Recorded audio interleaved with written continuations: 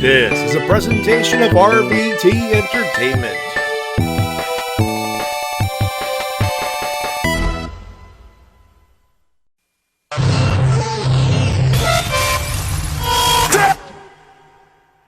This isn't about the dead, it's about the living. It's about my mother. It's about my sister. It's about my wife. It's about the 14 years it took me to go from undesirable to un-goddamn deniable. You know, they say all men are created equal, but you look at me and you look at Small Joe, and you can see that statement is not true. Because I'm better than you, and you know it. In the back, there are men and women, seasoned professionals, dues paid in full, gunning to be the best. I'll always light the way, and all you have to do is let me in. Oh, a little bit of the bubbly.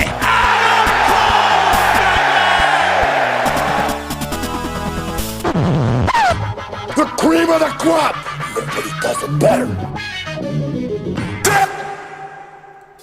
Hey, hi, hello, ladies and gentlemen. Welcome to the Wrestle-Cast. Presented by RVT Entertainment on the Broken Infinite. God damn it! Let me try that again. Hello and welcome to the Wrestle-Cast presented by RVT Entertainment on Spotify, YouTube, Automatic.com, and wherever else you may find this fine audio recording it live on RVT Entertainment's official Twitch.tv channel. We talk about professional wrestling both in the mainstream and the independent scene. My name is Matty J, and welcome to the best and the worst of 2021. Joining me as always, TWK. Hello! It's time to wrap up the best and worst of this year. And of course, Shintigercurl. For the last time in 2021, it's dim sum time. And for those wondering, where were we last weekend? Christmas. That's why we were off. We had family over, had a dog over, and she gave me all the licks to the face because she was a good doggo. And to be fair, you know, we were feeding her filet mignon off the hot plate. Like that thing.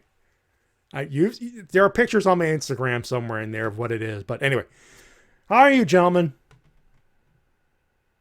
I am hydrated with core water and ready to praise and destroy. Praise and destroy. We're going to destroy first, then praise, of course. Before we do anything else, we got to handle a little bit of business. I have on my hand a clipboard with two lists. I'm going to read them. Shin's going to read his. T-Dub's got to read his list as well. I will not assume that there is a clipboard, but there is a list, printed or digital or otherwise. Before we do, however, we got to do some housekeeping, a little bit of business. Cody Rhodes won the TNT title last weekend. Much booing occurred, but Brandy went after Dan Lambert in what was a great promo battle, all things considered. So, meh. That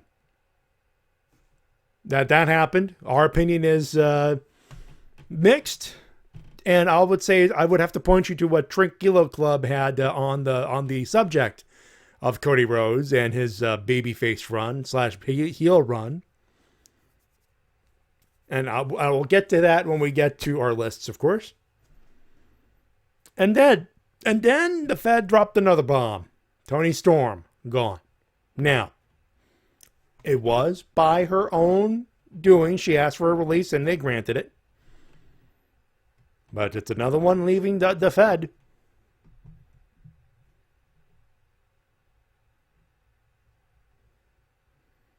I don't want to tell me we're off the air here. No, okay, sorry, go ahead.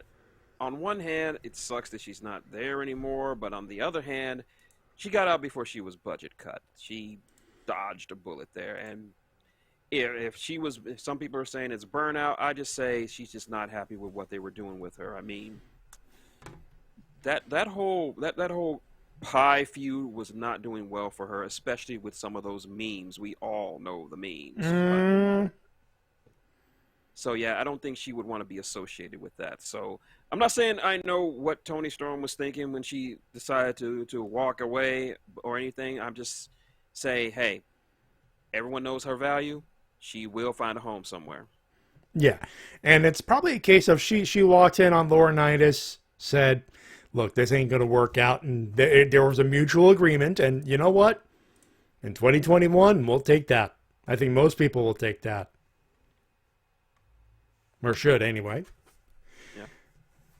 Now, but that's pretty basically it. I know, Shin, you want to bring something up. You said you had another piece of news before we get to the the main event of the evening here. Just a small little tidbit from Renee Paquette's podcast where she interviewed one Killer Cross. Oh, yeah, that had to be interesting. And from this one that I just the right here, it says that everything felt wrong when he was on the main roster. And what tipped them off? The fact that they turned the Killer Cross into Zardoz? It's actually well before that. Here it is. According to Cross, everyone assumed that before and after his loss to Hardy, that he was well liked and there were long-term plans in place, but that didn't stop him from feeling something was off. And here's what he said exactly, and I quote, "When I went up and they asked me to do a match with Jeff and put him over, I was like, sure, that's fine. I grew up as a fan of Jeff, and then getting to meet Jeff and him being really being really cool was an awesome experience for me. He's one of the coolest people I've ever met. So I was like, that's fine. And one of the agents came in and they said, there's a long-term plan for this. Don't sweat it. And I'm like, okay, cool. I do my entrance. I get out there. The ref comes to me and he says, hey, your 10-minute match is now down to 90 seconds. Whoops. The first time we're working together on television, we don't really know each other in the ring. We don't have our rhythm. They come back from commercials, and I'm trying not to laugh. If you go back and watch it, I'm smiling, closed mouth, trying to hold it in. As soon as Jeff gets in the ring, I just snatched him and told him what we need to do, and that was it. When I went back to NXT the next day, I spoke to someone there, and I just said, look, my biggest fear right now, my biggest phobia is that there's a hole being dug for me. And I'm nervous that if I'm not permitted to crawl out of it myself and people absolve themselves of creating the situation, I'm not going to return as an investment. I'm going to get fired. What do you think I should do? Because part of this business is doing what you... My intuition initially was telling me that everything was off. Everything felt wrong. And I felt something bad was coming, like 4 months before it happened. But everyone I talked to was like, oh, no, everyone loves you. It's good. You have no problems, yada, yada, yada. But I felt it was coming. I tried to, as professionally, as politely as I could, talk to people in the chain of command about that, and I just tried to be a good sport about everything. And that's what he had to say about the situation. He was being absolute 100% professional about it. And you know what? In that situation, I think he handled it as professionally as he possibly could. I probably would have done the same thing, actually. Yeah. I think there's, it's unfortunate. Yeah, that's true. And he damn sure saw it coming, which is a thing, unfortunately. But, and of course, the chat, what are they talking about? Betty White passing away. Yeah, we know. It sucks. But she was 99. She had a great life, for God's sakes. Let's not cry. Let's celebrate. I'm not sad over it. No. I'm just very, very happy that I could spend at least a little bit of those 99 years sharing the same planet as this awesome white woman. There you go. And all I have to say to Betty White is, thank you for being a friend. Indeed. If there was ever a time to do a Golden Girls pun, that right there. That is she was the last one. She was the last one. She was the last one, actually, yeah. The only other bit of news I have is apparently Su Yung and Rich Swann are expecting. Yep. Good for them. Yeah, it was announced on Impact last night in the weirdest pregnancy announcement ever. I didn't even know they were a thing. Well, yeah, they've been together for years. I mean, the whole argument on the road that they had is why Rich got fired from WWE. Yeah. I didn't know that was Su Yung. I did not know that. Yeah, they've been pretty public about being a couple for several years. I really don't try to dig into people's personal life like that. So Hey, Like I they don't weren't blame even, you. like they didn't even hide it though. Like they even did a video earlier this year for I can't remember for what it was, but they had like this romance video where Su Yung was like just looking normal, and then she turned into her demonic self and started like murdering Rich Swann. Like you do. But yeah. Oh. Oh. Did we lose Shin? I'd first said, yeah, we did. We did. Something disconnected there. Son of Ass boy. Yoshi. Oh, Bushi. Okay, fair. Yoshi. Son of a Yoshi. Son of a Bulbasaur. Son of a Charmander. Well, this night's already going off to a very great start. You know, folks, I'm not starting the show until I'm not starting to listen until he pops up. So, what we'll do in the meanwhile is go through the thing that we need to do.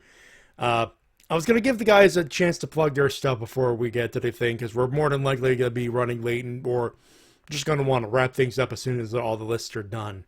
So, T-Dub, if you want to plug away, plug away.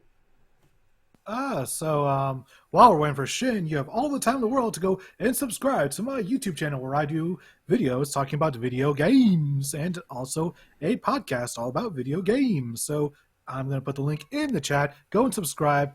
It'll be a good time, hopefully. My latest video is WWE 12. I think that one was all right. You did okay with that. Well, good video. Can't complain there. Of course, you can follow us on Twitter at MattyJ316, at TWKOfficial, and at Shintigercurl. I am on TikTok at MattyJWC. It's been a little bit quiet because I haven't been cutting a lot of promos. I've just decided to take a mental break from that for a while. I'll be jumping back in, and I'll explain how I jump back in the video, of course. Comments and the like, the Wrestle-Cast at gmail.com. A Discord link is in the description and all that good stuff. You know, I'm willing to bet he probably got BSOD'd. Something like that cut off completely. Either that or the Discord got derpy on him. Possibly. That would be like that for a cut like that. Here's hoping he returns to the Discord soon enough. And now, when it comes to the lists themselves, T-Dub and I, we have a rule. That these lists are based solely on what we've watched. So, like, if you're expecting us to talk about pro wrestling or all of Japan pro wrestling, sorry. I probably had like one or two matches, not enough to say that one or two things happened. Shin is back, by the way. I'm back. Discord derped? Discord derped. We figured. Damn you, Discord! Now, I'm going to finish with the disclaimer, then I'll let you plug your stuff, and then we'll get right into it. So the lists that we have are based on what we've watched. These are completely subjective, and some of it is, we want it to be funny. I wanted to be funny with mine. To say, now there's going to be some WWE stuff. While I do not watch it live anymore, I do keep up every once in a while on YouTube, if for nothing else, to see the shit show for myself, at least in a contracted, easily window closable as possible. That being said, yes, there's a lot of WWE. There's other stuff in there as well, I'm sure. Actually, a lot of it is most of it's WWE. But there are reasons. Trust me, there are reasons. For everybody else, the list is different. They want to do it their own way. But from my end, it is strictly what I've watched. And so if you don't see as much New Japan, that's probably why, because I've not been able to watch too much New Japan, despite trying. Believe me, that I tried. Now, I plugged our stuff. Tito plugged his stuff. Shin, plug your stuff. You already know, Maxicorn on YouTube, where you can find the latest and all the Warmer Horrors, lore, and stuff that I like to do, and I've been doing for God knows how long. Also, possibly sometime in the near future, I might be doing a collaborative project with another YouTuber, hopefully, fingers crossed, to get with her and see what we can work on. So here's hoping for that. Also, I will be expanding upon more artwork for my project called Smash Kids, if that's a good enough name for it. I already showed Matty and T-Dub in Twitter what one of them looks like. You've already seen her. The cross between Solid Snake and Bayonetta. Their And daughter. that's a beautiful picture, actually. Their daughter, Frankie. Yeah. Of course, named after Frank Yeager, Gray Fox. But outside of that, everything you need to know, it's already on screen. Hit me up whenever. Let's get to the, All right. list, boys. Let's get to the list. All right, ladies and gentlemen, let's get to the list proper. The disclaimer has been set. Ladies and gentlemen, let us officially begin the shit show. We begin with the worst, and I could think of no one else better to give us the worst. To give us the how things were in the worst department by the head honcho of the Fed himself. Junior, mumble away. Mama say, I enjoyed that. I enjoyed you beating up Finn. It's sort of like you baked a chocolate pudding out of him. But you lost the match.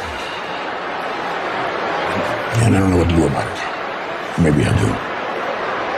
Because maybe I should fire you. I enjoy firing people. I especially enjoy firing people just before the holidays. It gives me a warm feeling in my stomach, like I just had a really good meal. Dad, please don't do this. I just want to talk to him. Why do you have a shotgun? I just want to talk to him. Dad, this is ridiculous. I just want to talk to him. I just want to talk to him. I just want to talk to him. It is not his fault. I just want to shoot him. I just want to talk to him. You can't shoot him.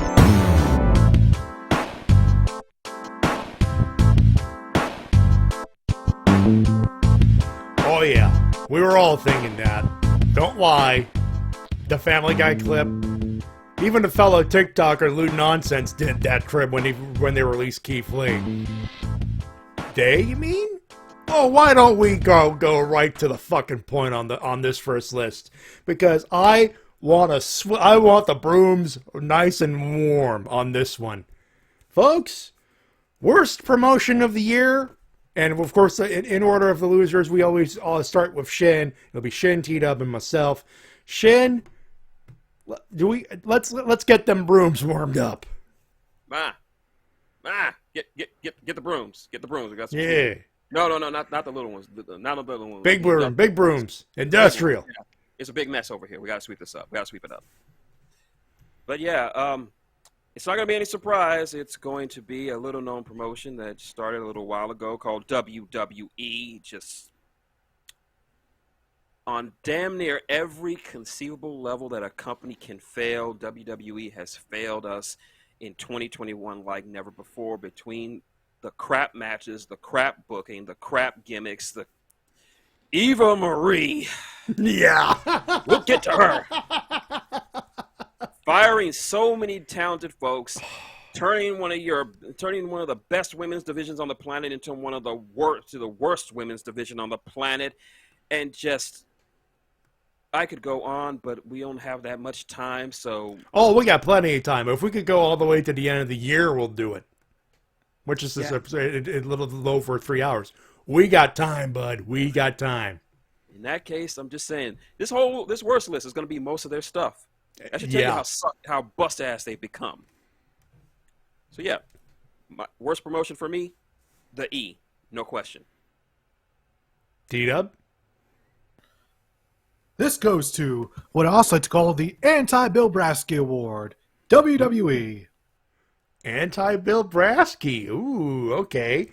And we got a sweep. And is it any surprise? Like, dearth of talent that let go, and the people they keep, they're, kneecapping because Vince likes a particular thing to happen every Monday to Friday. And we'll go right down to the two they fucked up on, because Shin pretty much said it. They fucked up on NXT. Ooh. I know everyone has at least saw Titanic at least once in their life. Mm-hmm. You both have seen Titanic, right? There was a point in time where my family owned the double VHS of that. And yes, VHSs, ladies and gentlemen. And Titanic was such a long movie that they had to release it on 2 separate tapes. My grandmother had a tape. My parents had the double tape. That is a thing. Also, we are aged a little bit on that, but that is a thing that existed. Movies and 2 tapes. There are very few. One was Dances with Wolves, the other Titanic. Yep. The reason I bring it up because I'm doing one of my famous analogies, and it comes to why I say NXT is what they fucked up on. It's like you're watching the movie, and you see Rose and Jack, you see this lovely love story, but you know you're on the fucking Titanic. It's an architectural and engineering marvel, but you know it's gonna hit that iceberg. The iceberg's go over there going, cracking his knuckles. Omae wa no shineru. Yeah. And I fucked up the thing, but yeah. Omae wa ma shinderu. Thank you. So I do not need better. Anyway. For me, this is what NXT is. NXT became the Titanic. It was this great, awesome thing that this one man created because he loved pro wrestling. And when it moved to USA, I'm like, this is gonna fuck them up. This year was NXT hitting that iceberg. I mean, they just been done dirty the entire year from Cross. And ironically, you know what the name of the iceberg was? There, ironically, there, Shed? Von Wagner. I'm not gonna hate too much on Von Wagner. He does not offend me, but he doesn't excite me. But nah. And it doesn't even get in. It gets even worse when you find out that at New Year's Evil, the NXT's next big event, they're unifying the North American and Cruiserweight titles. You want to know the name of it, by the way? I know the name of it. It sucks. The NXT North American Cruiserweight Championship. They're actually calling it that? They are literally about to call that, yes. Are we sure it's not just a promo someone said? It's not... Nope. Like, I'm going to wait to see that in writing because there's no way they could... That is just a mouthful right there. Believe me, it's the same feeling, but it's like at the same time you go, they fucking would. This is the Fed. They fucking would. It has been announced. It has been reported by many, many people. SRS included. Yes, sir. And it is... That just goes to show you how far NXT has fallen. I'm not saying there's nothing great on NXT anymore. I mean, probably the only ones I have any kind of hope for are Tony D'Angelo, only because JD seems to love that guy. And from what I've seen, I'll say this. You would think from the vignettes that, oh, God, this is going to be a crap gimmick. But Tony D'Angelo in the ring, the presentation, the on-screen, live, in-ring product, guy can turn it around, man. Yep. He can turn it around. But that's just... It has become less than what it was, and we saw it coming, and we saw it happening, and now it's... Once Ciampa drops that belt to Braun Breaker, and he is dropping that belt to Braun Breaker, NXT, as we all knew and loved it, is officially dead. It's been dead for a while. It's just a little bits of, not child support, but it's on life support. Yeah, I was gonna say brain support, but you know. And I don't mean just NXT the brand. I mean everyone who has ever been called up this year from NXT has been a fuck up. Everyone, pretty much anyone who's been called up from NXT either got budget cut or they've been booked like total crap. You just brought up Karrion Kross before the beginning of the show, too. So, Karrion Kross, Keith Lee, the aforementioned Tony Storm. The list could go. I could literally go on and on. But basically, WWE because he failed to kill AEW, Triple H's baby has been punished, and because Vince is fucking petty. I'm reminded of that scene from The Godfather when the Don sees his son after he was being murdered, and he just look at what they did to my boy. He's like, look how they massacred my boy. That's how Triple H feels. They massacred my boy. They massacred his baby. Mm-hmm. They massacred his children. They fucked it up so hard. Triple H had heart surgery and can't wrestle anymore. I know that it's not a stress thing. It's been explained as a genetic thing. I know, but you can't tell me the timing of it. It's not just coincidence at that point. There's coincidence, and then there's just fate, and this is. But yeah, they fucked up on NXT as a whole. That's my pick. T-Dub. For me, it's the Cruiserweight title. I mean, this is something that could have been the Ultimate Work Rate title, which seemed to be the direction they wanted to go in, but within this Well, then they year, fired the entire Cruiserweight division. Yeah. They fired the entire Cruiserweight division, and they decided to lift the weight limit for the Cruiserweight title, which makes it completely pointless. To the point where they're merging the two belts and calling it the aforementioned North American Cruiserweight title. And not only that, but in the past 6 years, do you really need a Cruiserweight title when half the roster is under 205 anyways? That is until this whole NXT 2.0 thing happens and they hire a bunch of 6'5", 240-pound NFL players. And college football players, we go by what they're doing, the NIL next in line gimmick they're trying to do. And it's not a coincidence that both these titles are Triple H's creations, and they're getting rid of them. Or at least so is one there of going them. to be are they going to do the double belt gimmick, or No, they're completely creating an entirely new title. just a new belt? It's just a new belt. It won't be either. They're just merging them into one. From what I'm told, it's just a North American belt. They'll call it the Cruiserweight title as well. But a new belt? I heard Fuck. they're just scrapping both belts and they're just going to bring out a new belt. Here's hoping at the very least it's not just the giant WWE logo. Don't give them ideas. Don't eat up. It's not a good idea. Nevertheless, it could have been a great idea, nevertheless, and they fucked it up. Yeah. Could have been just a fun workhorse title, but alas, good things don't last. You blew it, man. On my end, well, some of you guys noticed already, and some of the people in the RVT chat noticed already, but no surprise, they fucked up, well, WWE on fucking everything! Like, you could, the NXT got brought up. The NXT, the entirety of the Cruiserweight division got fucked up. NXT got fucked up. Karrion Kross, Tony Storm, the firings, everything. Fucking pick one. Just pick one. They fucked it up. Or in the process of fucking up. Including Charlotte Flair. And you would think that's impossible, but yeah, they are. Speaking of Vince, I know Vince got brought up. How about we roast him for a little bit? Manager or non-wrestling talent? This is going to surprise you. It's not Vince. Vince is too easy. Nah, fair. All right, just rechecking my list. My pick is actually a tie. Okay. First pick goes to Ryback. Because, of course, he is certainly a non-wrestling talent. Or a non-talented wrestling talent. You know what, folks? Podcaster fucking counts.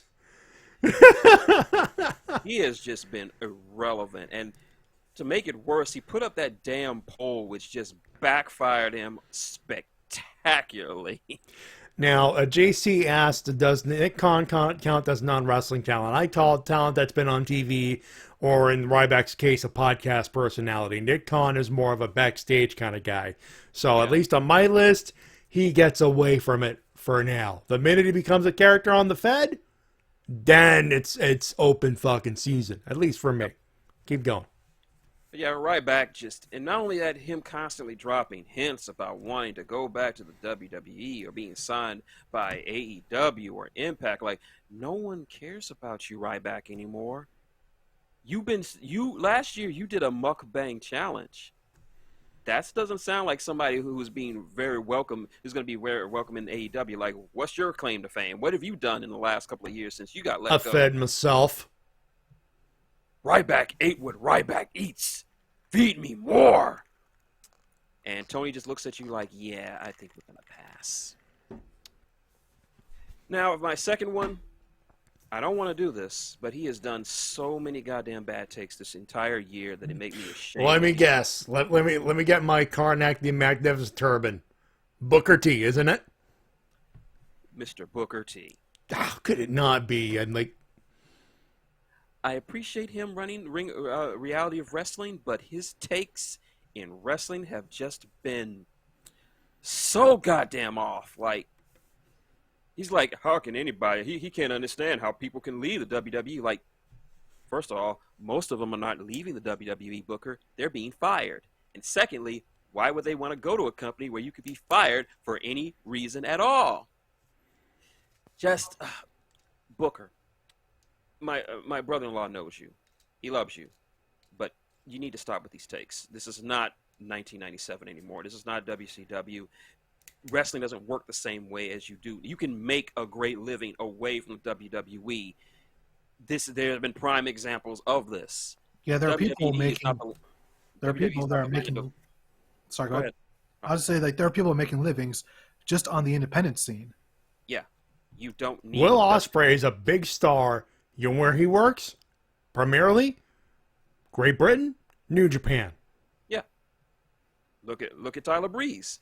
He's a great wrestler, but he doesn't have to wrestle anymore if he doesn't want to because he invested his money smartly. Wrestlers are doing that these days. They are not just out there busting their asses for whatever little pay. They are smartly investing their money into other stuff. They're doing more stuff to get side incomes in case, when, and if they can't wrestle anymore. So your takes, among many others, are just terrible. So Booker T, from one Houstonian to another, please shut the fuck up. D-Dub. For me, it's a tie between Vince McMahon and Nick Khan, no relation to Tony Khan. Thank you for using his full name. There you go. Yeah, You know, I had to answer it a non-kayfabe, but yeah, there's a reason I don't put Nick Khan in there. He only had like one TV interview or it was on the internet. I'm not going to count that, but T-Dub, I don't blame you. I don't fucking blame you one bit. one made the list of people to fire, and Vince said, okay. Basically. No rhyme or reason, just money. So he's not on my list, but you know who is? Vincent. Kenny, I was a Vincent. McMahon, golden egg, you son of a. Yeah, I tell you, I like it. I enjoy firing people. He fucking said that on national fucking TV. As part of a storyline, just weeks after firing more people, and it should be noted that WWE this year has fired over 80 wrestlers, and that's just the wrestlers, not counting all the people that worked in Stamford.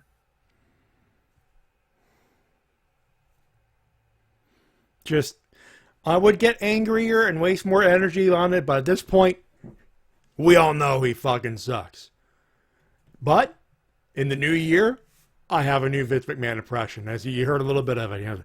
He's got a growling man mumbling a golden egg from The Rock, Gary Stridham.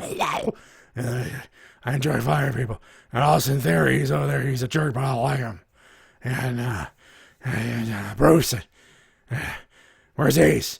Where's that Nick Khan fucker? Son of a bitch. Someone poked Vince with a stick. He drifted off again. We're gonna have so much fun with that gimmick. You have no idea. But let's get off of that son of a bitch.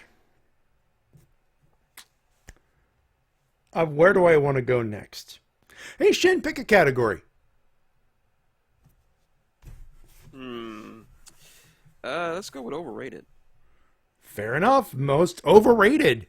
Kick us off. It's a tie. Another Ooh. tie. This one's going to be a bit surprising. The other one not so surprising. But if you've known me and my opinion of this particular group, then you would know exactly how I feel about them. Most overrated, Hit Row as a whole. Not Swerve. I love Swerve. Swerve can have my children. That's not how that works, Shin. It works. Yeah, I was going to say anatomically, you got to have parts there that you don't have. It will work when I'm with Swerve. God damn it. This is the Wrestle-Cast version of Junior. I'm sorry. Just saying. My problem with Hit Row was people were building it up too quickly. They were like, Hit Row is going to be the next big thing, and I just wasn't seeing it. Between the fact that B-Fab was I had never seen her wrestle before. I didn't know what she could do in the ring, and they were talking her up like she was the next big thing. Shanity Adonis, I finally remembered his name. Just being nothing special, and of course, how can I talk about Hit Row without talking about Dollar General himself? Dollarama. Nothing wrong with him. He's not terrible in the ring. He's just, like I said, they went from Dominic Dijakovic, from Karrion Kross from Keith Lee to Dollar General. There's nothing special about him. And speaking of nothing special, that goes into my second most overrated, Omos. Ooh. Wow, that surprised me. Okay. Fair. Okay, hot take here. I've seen a lot of Omos's matches. I'm not impressed. I see nothing very remotely impressive about him. And for him to say, "Oh, I've been carrying this team," dude, you're tagging with AJ Styles. AJ Styles does not need to be carried for anything. Now this may change. He may get some more seasoning. He may need to do a lot of seasoning because he is nowhere near ready for a singles run. He is a far more mobile Great Khali. Yeah. And actually for him and for Omos, that's a compliment because Great Khali was not mobile for shit. Yeah. He is barely above Great Khali, but you need to be more than just, you need to be less Great Khali, more Brody Lee. Hey, if you can, There's time. There's time. He's got time. You know, half those skills, he'll have a career set. Yeah. So, unfortunately, until he shows me something otherwise, I'm going to have to disagree with Mr. Mark Calloway and say, no, Omos is not the second coming of Andre the Giant. No, Mark Calloway, he's right on a lot of things, but every once in a while, like everybody is wrong on some things. No, I'm wrong on some things, so this is not even a knock on Taker. One person that suggested Chronic get a run in WWE. And feed.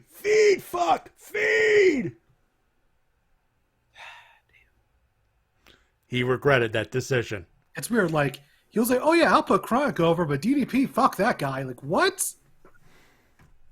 All because one of them was part of the Bone Streak crew. Yep. Gallo, was backstage politics. Was it Crush? It was, yeah. I thought. Anyways, for my most overrated, I have Jackson Riker. How the hell did that guy keep a job as long as he did? Wow, okay. See, I thought it was going to be non-controversial with mine. I thought Charlotte Flair was overrated. Oh, which she was. Yeah, she is. Overexposed as fuck. They just overly protect her. And the belt trade shit as it was could have gone way better if she had left her ego at the curtain. And to think that they actually wanted Toni Storm to put her over. That's the story going out. That they wanted Toni to make Charlotte look good, to put Charlotte over. I'm beginning to think there's a reason Toni went, you know what? No. Supersonic, hello, T-Dub, Matty, and Shin. How are you doing? We're doing well. We're doing the best and worst as you saw. JC, controversial choice. My most overrated is AEW's women's division, specifically the booking. I've mentioned my issues with booking several times prior, and the issue has not been improved. The performers can bring it in the ring, but the booking lets them down. They're doing better. It's a hot take. They're doing better than WWE's women's division. That's for true. But still miles behind. There is improvement. Improvement needs to be made, but there was improvement, but there's still improvement to be made. Yeah, Yep. I still feel like Impact is the peak of women's wrestling because every woman on that roster feels like they're doing something. Yeah, I agree. And I think anyone who knows women's wrestling knows Impact has the best women's roster, bar none. Yeah, and I feel like AEW, one thing they need to do is, okay, look down the roster and say, okay, who's not doing something? Give them something to do on Dynamite or Rampage. Yeah. That's one thing they need to do straight from the word go starting next year. Yeah. They're turning the corner. but they still got a lot to go through. Tina, pick a category. We'll let Shin pick for. We'll let Shin read his first as always. All right, for me, let's go with TV announcer. Fair enough. Shin. I haven't watched WWE programming, so I don't have a pick for worst announcer. I do. All right, T-Dub. So, our announcer is so bad that not even WWE would keep him around for more than a few weeks. That being one, Adnan Virk. I forgot about him. I completely forgot about Adnan Virk. Wow. Damn, that's how bad he must have been. We completely erased him from our minds. So yeah, for those not in memory, he had no real recent knowledge of WWE, and he was just given the role because I believe he was friends with Nick Khan, and he was just not really given enough prep time as well. So he went out to WWE. Corey tried his best to, save him, but, you can only do so much when you're given so little. And a few weeks later, he was gone and replaced by Jimmy Smith. Who was admittedly a little better, but only a little. That's a good one. I forgot about Adnan Virk. Poor bastard. I have Byron Saxton because even Jimmy Smith has a personality. Ironically, Byron is vanilla. How many times must I teach you this lesson, Byron? Yeah. Slick Rick, thank you for the tier 1 sub. Happy New Year, all you lovely peoples. Thank you. Happy New Year to you, sir. Hopefully you stick around for the entire show. All right, worst wrestling show. I sense brooms again. Shin. We didn't put up the brooms. The brooms are still here. We're just ordering more brooms because this is such a fucking large mess. SmackDown is getting there, but for number 1 shit show of the year, WWE Raw. It is just emblematic of everything wrong with the WWE as a whole. Just nothing interesting, and anything that happens is cringy crap. And just it fails on nearly every level. Just every single level it fails as a show. The JC asked, was Greg Hamilton an announcer? I recall he got released after something stupid, so I guess I'll go with him. Yeah, I believe his firing is related to the budget cuts, but the timing of it was convenient. At the very least, Greg Hamilton was a good announcer, though. Yeah, he was in ring, he was one of their best announcers. Yeah, I would say him. When it comes to ring announcers, I would say him and JoJo were very good. Yeah. Yeah. Who's the guy who does the Raw ring announcing now? I mean, I don't know the name. I have no idea. I can look it up. He does okay, in fairness. But meanwhile, while you do that, who's your? Are we agreement that it's a sweep with Raw? Yeah, it is Raw. And Raw it is. Get the brooms. Get more brooms. Get all of the brooms. To quote one Mr. Gordon Ramsay, what show is the worst? It's Raw. Worst title reign. I was gonna Big E is getting into that territory only because of the crap booking, but easily worst title reign of this year, Nikki Trash. Ooh, okay, fair. It's bad enough that the gimmick was so goddamn terrible, but then they had her go over on and have her cash in on Charlotte, but then she go on as champion. She has lost more matches as champion the short time she was champion than Jinder Mahal, who many consider the worst WWE champion of all time. I don't agree with that because I love me some Jinder Mahal. We all know that, but they did nothing with Nikki, and she has not even sniffed a whiff of the world title scene ever again. Like, it's bad enough. They should have. Why can't they just turn her back into when she was cool, crazy Nikki from NXT? But just this is not it. And the fans showed you they didn't even care about it. And then they took the belt off her a few weeks after she lost it. She was a transitional champion from Charlotte to Charlotte. That's what makes it even worse. So yeah, it's good that she got the belt, but her title reign will not be remembered, if at all. T-Dub. Speaking of not being remembered, I sometimes forget that this person is actually still champion, and that is Shinsuke Nakamura. See, that's where I went to as well, because when he was Intercontinental Champion in New Japan, he was the fucking main event. No, really. At certain points, he was the fucking main event as Intercontinental Champion. And not just from the company, that was by fan vote. Yeah. There was no disputing that shit.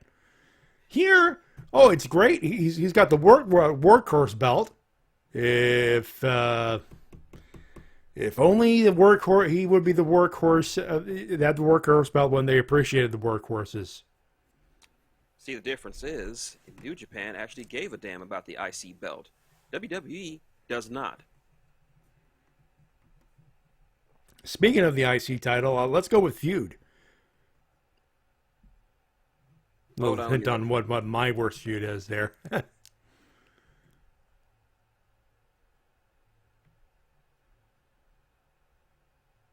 Found it. There were some ones I had to pick, but I picked this one simply because of the match that came about from this feud. Damien Priest versus The Miz. Mm-hmm. Which gave us that zombie lumberjack match where The Miz was in canon eaten by freaking zombies. Also, the guy tore a muscle for that match. The Miz has never had a major injury in his entire career. He does this until that lumberjack match. To that lumberjack match, he could have gone down as one of the few who had never had an injury, a major one that required him to leave, but then did this stupid ass match. He got injured, and nobody came out looking good from this. Nobody. But yeah, that whole feud just it went on too long, and it culminated in a horrific match that I'm trying to erase from my memory with copious amounts of high quality sake. At the very least, the movie that was promoted was pretty good. So there's that. I heard decent. You know what? Silver linings, but it was still a crap gimmick and a crap match. And T-Dub? I got one for you. This one was a career killer. Randy Orton versus The Fiend. Ooh. Oh, God. Good call. Good call. Forgot about that. It wasn't originally intended as a career killer, but it turned out in hindsight it was. So that's a fair thing. For me, speaking of the IC title, Big E has feud against Apollo Crews, because while Big E moved up to the WWE title, Apollo Crews didn't last long with the title, and the minute Nakamura won it, big yay, and then nothing.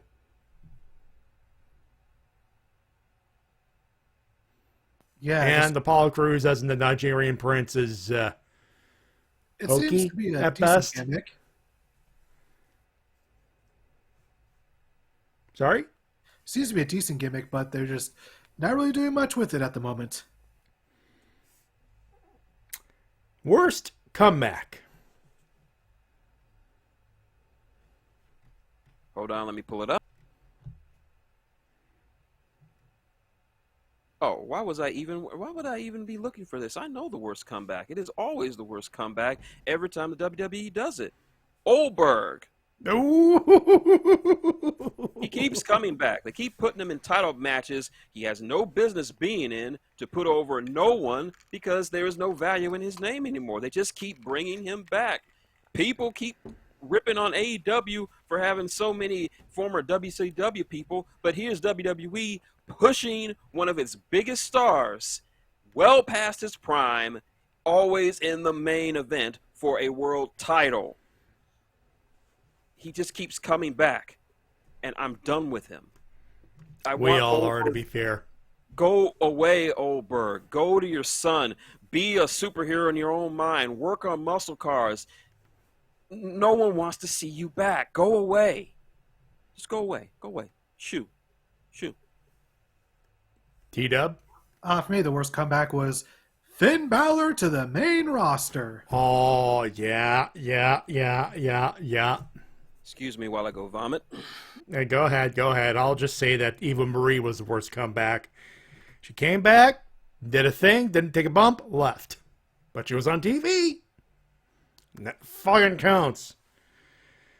Worst angle or storyline?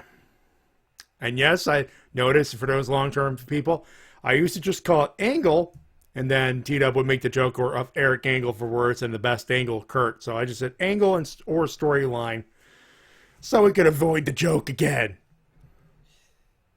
Well, the worst angle storyline for me involves something that I had for breakfast this morning. Fried eggs.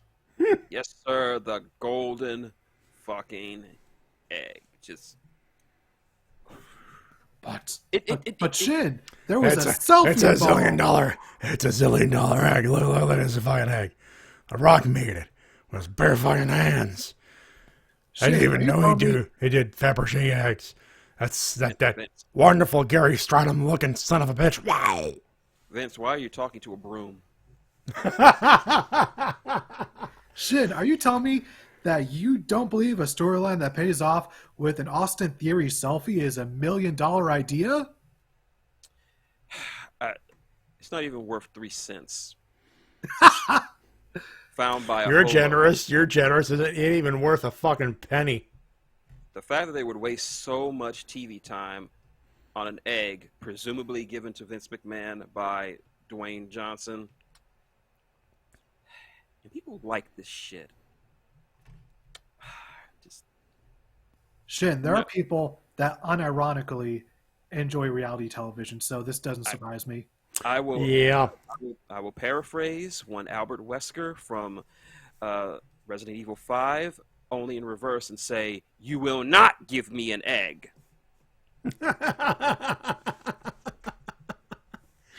T-Dub.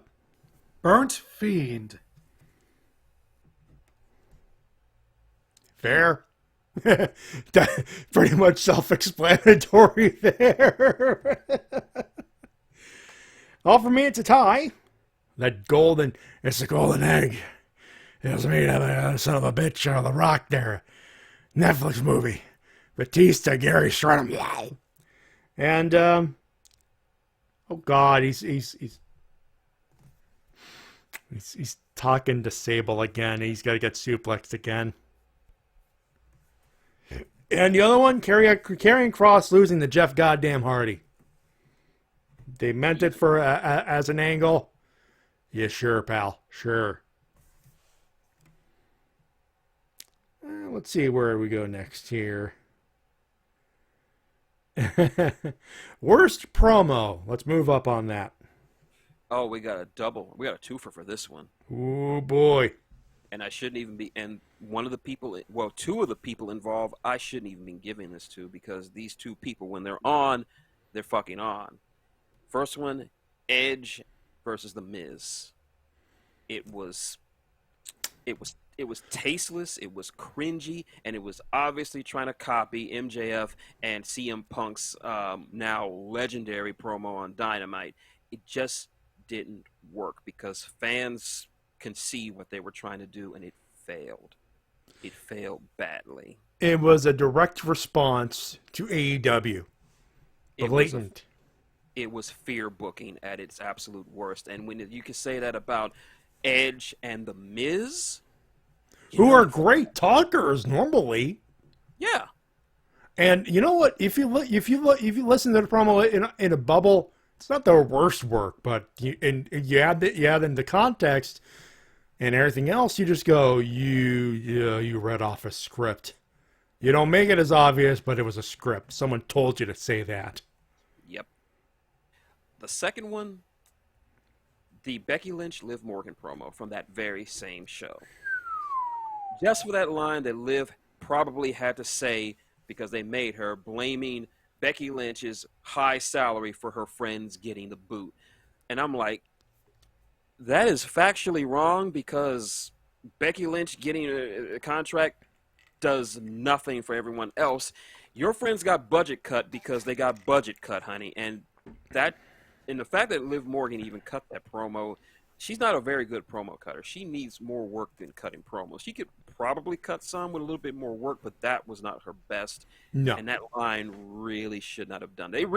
Both of them should not have mentioned the people who got fired, because Edge talked about how, oh, you weren't here, you were filming a movie while your best friend was being cut. And I'm like, dude, that's still his best friend. He's still probably a little sore that his best friend for God knows how many years got budget cuts. So, no, Edge. No, Adam. No. You should have more creative control and tell Vince, fuck you, change it. Moxley did? Yeah. And then he changed companies. Dita. Yeah. Some people, I guess, either they don't have enough stroke or they don't mind just reading whatever's given to them, really. Yeah. Hey, a paycheck is a paycheck. Maybe that's what's going through their mind. Just think about the paycheck. Think about the new beach house. Think about the new beach house. Or in Austin Creed's case, new computer, new computer, new computer. Yep. New arcade. Just remember, after this new contract ends, I'll be G4 for life. Very true. Mm-hmm. You need to read your worst promo, though, T-Dub. For me, it's any of the Alexis Playground promos. Those are just, especially the one where with Shayna Baszler being scared. Just yeah, those. Yeah, when she goes full spooky. Yeah. Especially the one, like I said, that end up scaring Shayna Baszler. Like, why would you do this to Shayna? Why? Why? That hurt my heart. Shayna definitely deserved better than what she got this year. Or last year. It's true. And for me, the women's belt exchange. Charlotte went into business for herself because she had to keep herself over. Where the segment had no rhyme or reason. The idea was everyone gets over anyways. It's literally a trading of belts. And Charlotte just decided to be it for herself. Big middle finger right there. Let's see here. Worst on the microphone. We're going to go to the top of the list here for a little bit. Well, after some careful deliberations from my team of analysts, I'm going to have to give this one. Oh, it was easy. Eva Marie.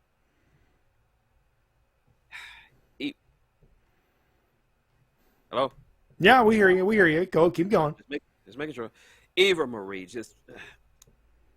she draws the bad kind of heat. That go away heat. That heat that people don't want you there. It's not like Dan Lambert heat or Vicky Guerrero classic heat or MJF's apocalyptic heat. No, this is just bad. And she should know better. She has been in this business long enough to know how to cut a good fucking promo, and yet she doesn't. She fails. She just keeps failing. Well, at the very least, looks like this year was the end of her in wrestling. However, my pick is someone who looks to be staying around for a while, and that is NXT's newest pet project, Von Wagner. Read my fucking mind on that one. It's not a sweep, but yeah. I gave him another dubious distinction, but in the research of that, I've watched some of his promos, and the speaking, the cadence, the intensity in the voice, fine.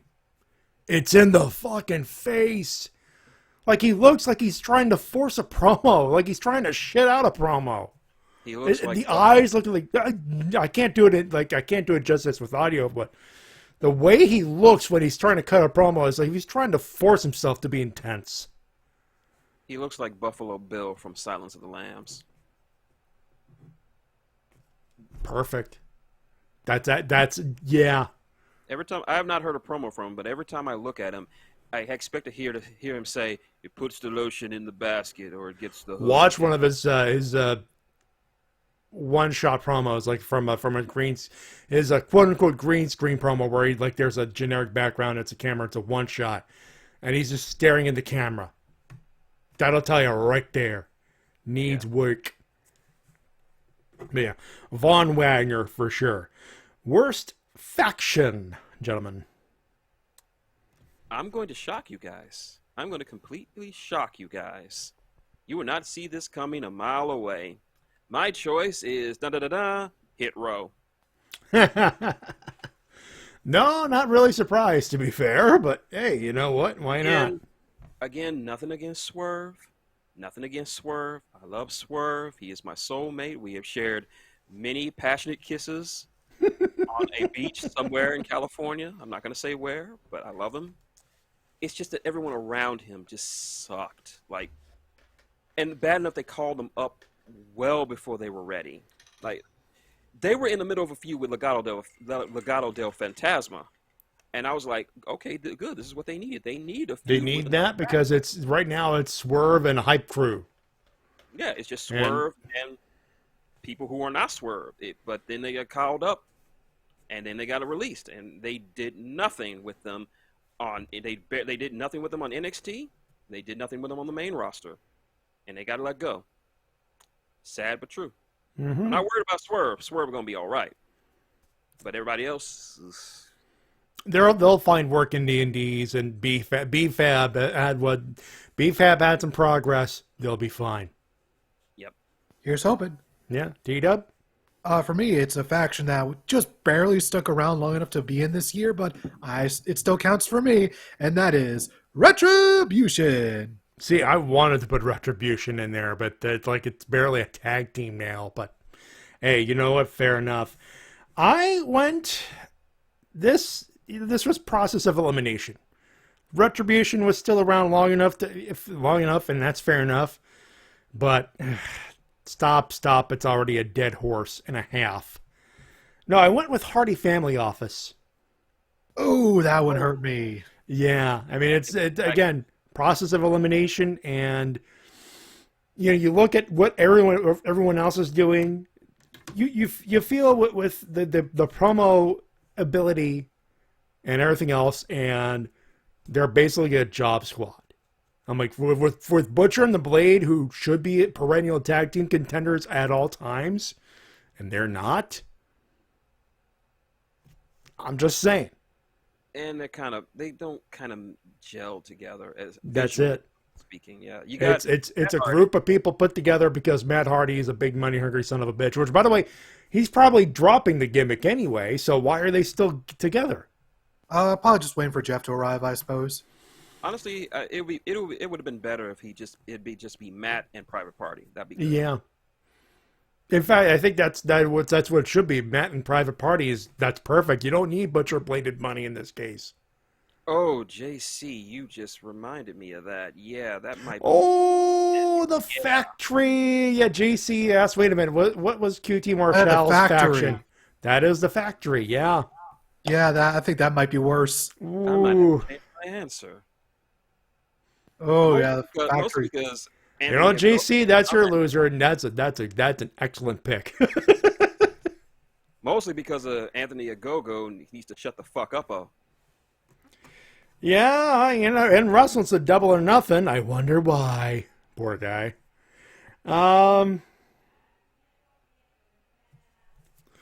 Where am I going next? All right, let's go with tag team.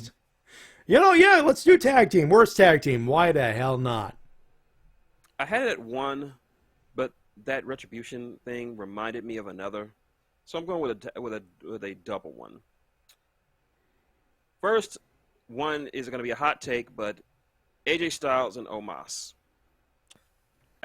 It's mostly because they really haven't done anything to elevate the tag team. I'm glad AJ got the Grand Slam, but he could have gotten it with someone a little bit better than Omos. And they were just not a tag team.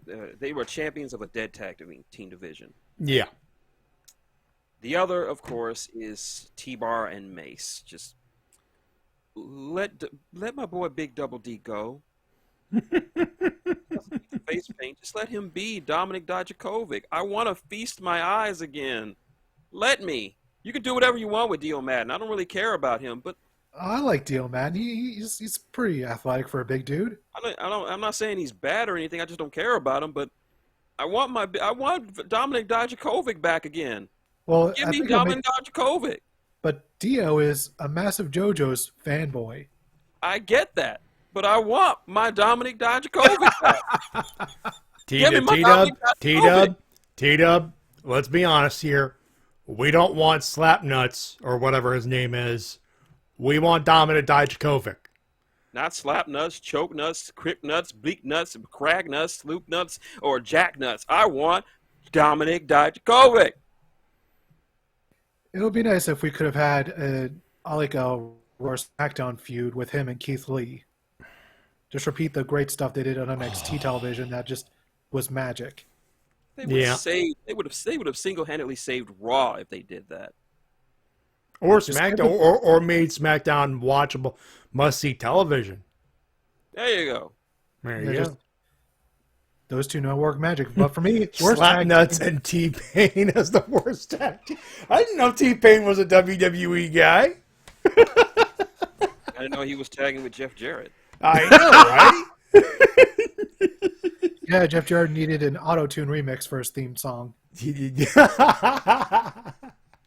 And for those who are playing at home, T-Pain, that is the name of an actual rapper, so... Yeah, he's been around for like 15 years. He's been around, so yeah. I first heard about Go him. ahead, T. I read that. I'm like, oh God, I need to tell him. Go ahead, T. Up on the worst tag team. This is a tag team that still, in my head, does not feel like an actual cohesive team, and that is the Dirty Dogs. Ziggler and Rude, yeah. That is a terrible name for them. That's the name they picked, though. And Dogs is spelled D-A-W-G-S because these two white guys are hip as hell. They sound like two porn actors I'd find on X Hamster. Shave off the beard, leave the mustache. Yeah, he looks like Bobby Roode is cosplaying Rick Rude in a porno. Next up, Jennifer Flowers gets tag teamed by the Dirty Dogs. Why is Glorious in the background? That's a copyright infringement. Porn has no care for copyright infringement. That's his true. O-face. That is true. O-face. That's Bobby Roode's O-face when he climaxes. Oh, I'm not Glorious! And I will defend, I will defend.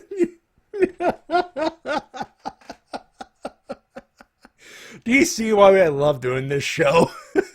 And Super Sonic says that he didn't know that site existed. Well, you do now. You do now. Just make sure your ad blocker's on. Viruses, if you know what I mean. I think you do. I have my ad blocker on at all times with all browsers. Because I do not trust any ads to not have any sort of adware viruses in them. I don't trust any of them. I think you need to bring the room down. My worst tag team's Rhea Ripley and Nikki ASH. Ah, that one hurts because yeah, individually those two are phenomenal. Yeah, together they're phenomenally stupid. They want to do the odd couple tag team, and it worked for about 30 minutes. Mm-hmm. You know what hurts though? Rhea Ripley as a gimmick. No, not Rhea Ripley, but Nikki ASH. You know, before they went back to crowds, she was working. There were people dressing up as Nikki ASH for Halloween. There's pictures online. It's on Instagram. What went wrong here? There was potential if they booked her as a strong wrestler that could win matches. But she didn't win matches. This is the Fed. proud of that. Worst rookie, gentlemen. Well, of course, again, this is just going to be another very hard and difficult decision because there were some talented rookies here. So my worst rookie, after some deliberation, of course, you know what it's going to be. It's fucking Dollar General! Oh, God. Wait, was his first match on TV this year? I've only seen that tag team match he did with Ashanti the Adonis. That is literally the only match I've seen of him this year. I don't even know if he did any more matches any other year, but I'm not calling him Dollar King. I'm calling him Dollar General. As Dollar General, that's his debut match. Call him Dollarama for you Canadian fans. Just Supersonic has the right idea, but Von Wagner, because fuck Von Wagner. But I'll let T-Dub do his first. For me, this rookie was so terrible that unfortunately they had to edit her match to the point where it's only highlights, and that is Lash Legend. Oh, Albeit, yeah. some of this is not her fault because she's new. She is a legitimate rookie, and she shouldn't be on television if she doesn't have that skill, especially in front of fans. So Yeah, a lot of it is in the list. It's called rookie or first year in Fed. So, like, if we talk about, for example, first year in Fed would be like if CM Punk or Daniel Bryan had a first year kind of situation. That would be where it would go. But rookie, and there are plenty of rookies that have been on TV this year, and yeah, I don't blame you on that one. I've watched that. Then again, a lot of it is too green to be on TV, and fair enough. who do you got, Matty? Von Wagner, ladies and gentlemen. you push the lotion in the basket or it gets the hose again. Does like overpushed too soon, too much too soon. His Braun television Breaker debut- between Braun Breaker and Von Wagner in the first episode of 2.0, Braun Breaker looked more TV ready than Von Wagner did. Yeah, Von Wagner's television debut was a world title match. That is way too much. Yeah. All right, where do we go? You know what? Worst match. We've been teasing this all year. I said it when it happened that it was going to be that it was already on my list for worst match of the year. It's still on there, but this time it got tied. Oh. The Well, one let's get the you- obvious one out of the way. Then we'll see Yeah. what your tire is.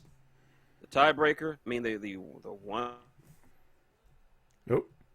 that fucking 6-woman tag match on Raw. You got it. Who is the odd person out here? You got Asuka, you got Alexa Bliss, you got Shayna Baszler, and Eva Marie.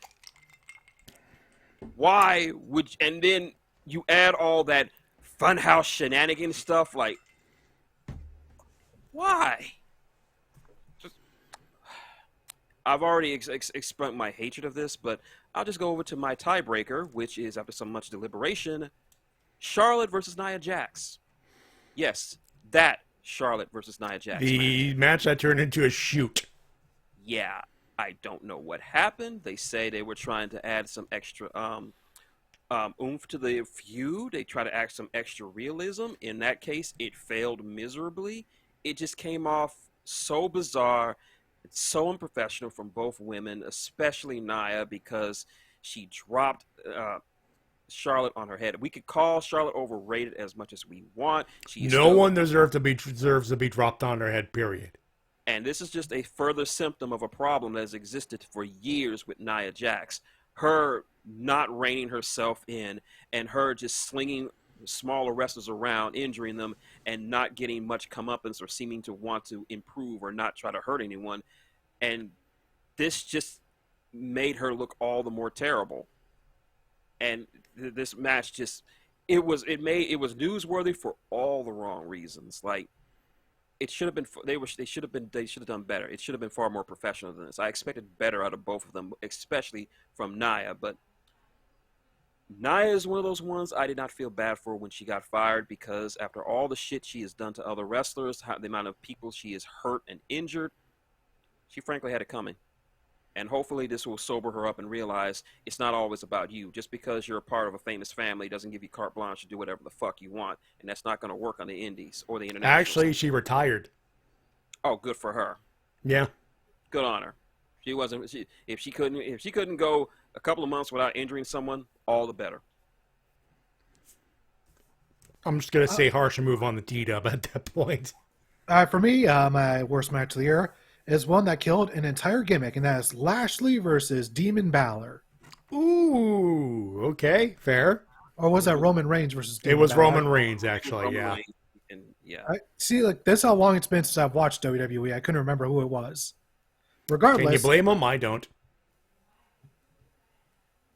they need to have fewer people using a spear as a finisher, really. It's true. It's kind of weird. Like, they have two top contenders both using the same finisher. They need to work that out. Have one of them use an alternate finisher. Like, Lashley as the Dominator. Regardless, this killed the Demon Balor gimmick. Yes, it did. It did. Because they fucking cut the top rope, he fell off, and he got hit with the spear and just lost. Like, Jesus Christ. For me, zombie lumberjack match, WrestleMania Backlash. You know the irony of that, though, boys? The pay-per-view itself was actually decent. I mean, for WWE quality standards, of course, but if it weren't for that one fucking match, people would be calling it a 3 out of 5 or a 4 out of 5 subjectively.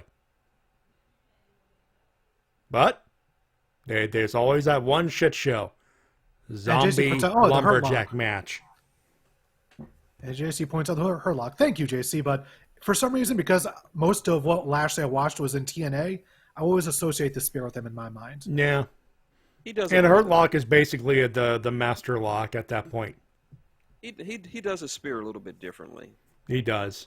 I do like how he circles the ring before he does a spear. Yeah. Worst pay-per-view, gentlemen. This might have gone to an AEW pay-per-view, but I gave that one some slack because the ending was a botch over to an overall great show. Yeah. But this one, it rightly deserves it. Extreme Rules. For one thing, there was very little Extreme Rules in Extreme Rules, like 1 or 2 matches where they actually went extreme. All the other ones were just regular ass wrestling matches. Like, this is the night for one night a year where WWE goes extreme. Like, yeah, you didn't do much extreme. Then that fucking main event happened that T-Dub already mentioned. It was gonna be great, and then they overbooked it. They added some supernatural bullshit that has never been a part of Finn Balor's the Demon Finn Balor gimmick ever. They put in some weird red lights, and then they had him fail to a broken fucking turnbuckle. And no, unlike in the ending of Revolution, this was planned. This is how they planned to end that match. And you can see it was planned because in fan video, you can see a cameraman cutting the rope. Exactly. They planned this. It was planned. This was analyzed. They put a camera there to play magic tricks on TV. But the problem is, with fans around, you're not in the Thunderdome anymore. We can leak that shit. We have leaked that shit. Mm-hmm. Yep, and the show overall, mostly crap, but the crap dam held. Once that main event happened, the crap dam couldn't hold it, and an ocean of crap flooded all over the crowd and all over the internet. Thank you, WWE, for killing Finn Balor and any potential he had as a future world champion. Thank you for that. For me, it's a tie between Extreme Rules and Hell in a Cell. Ooh. Because Hell in a Cell, this is the official year that the Hell in a Cell gimmick officially, more than ever, is done. Jump the shark. Although I will say Edge versus Seth almost brought it back. Almost. Yeah, they did their damnedest, and you know what? The fact that they began what was a good Saudi Blood Money show, that should tell you how good the match was. Yeah, it should have but that Hell in a Cell match should have happened at Hell in a Cell. True. But you'd have to. There would have had to have been a titanic amount of Scrooge McDucking the thing just to make it look like it worked. Long-term wise, timing-wise, Hell in a Cell was better at the tail end of 2021, not the beginning, but it's semantics at this point. I'm going to agree with that situation. JC's got to default to Crown Jewel because Blood Money, which is my normal response, but here's the thing. Crown Jewel was eventful. It felt like a monthly pay-per-view. You take away the Saudi Blood Money part, that was one of WWE's better offerings this year. What was not was my pick, Survivor Series. Where nothing happened. Big pile of nothing burger. Now, a lot of the wrestlers were allowed to wrestle and do their job, and when that happens, the thumbs up right there. But again, big ol' nothing burger. Big old pile of nothing burger there. And I'm sorry, if nothing happens, why would it be on the best list? You know, Crown Jewel stuff happened. It had a great Hell in a Cell match. King Woods was born. They gave us a good thing there. That was eventful. Definitely not worthy of the best list, but not going to put it on the worst if they give us some good stuff in the process. Now, the King's Crown, that was shit. Blech. But it's not on the list either. You know what? We got some individual awards left, so let's start with the worst heel. I'm just gonna say it right out. Becky Lynch. She just does not work as a heel. Fans want to cheer her. She needed to be a face to come back, but they tried to make her a heel, and it's just not working. And anytime Becky tries to be a heel, it comes off like so much cringe. Like, you can tell they're trying too hard to get her to be hated, and it's so obvious that it's insulting. And Becky can be a good heel. Remember when she first started the man gimmick? She was a heel. She was an effective heel. She was a badass heel. Well, even then, the fans didn't want to boo her. Yeah. But still, she was still an effective heel. This is just cringe. Like, we know what you're trying to do. Big time Bex. Big time Bex. Big time sucks. And not in the way Seth Rollins likes. I gotta ask, would you compare this? Blowjobs. Would you compare this to the initial heel run of Steve Austin in 01? Austin put some effort in that, and there were moments that were actually legit laugh out loud funny. Yeah. So Steve could be funny as a heel. Yeah. He was cringy, but it was the good kind of cringe. Like, you just couldn't help but laugh. Bex it's not working. They need to abandon ship. They need to put on the self-destruct sequence to the Nostromo, get into the escape pod, and blast off to somewhere else and blow that whole thing up to God knows where, because she needs to be back a face, and she needs to not be so cringe. By the way, for those wondering if we're gonna cut off for Rampage, no, this is the best and worst stuff. Though, gentlemen, if you want to live react to the stuff while we steal this stuff, I have the show. I will have the show up in a few minutes. If something of note happens, we'll bring it up as we are live, of course. T-Dub, on your worst heel. Baron Corbin just continues to be go-away heat for everybody, it seems. I went with Cody Deaner. Oh, look at the cute puppy trying to be a heel. Oh, the puppy. Oh. Who's a good Deaner? Who's a good Deaner? Worst baby face.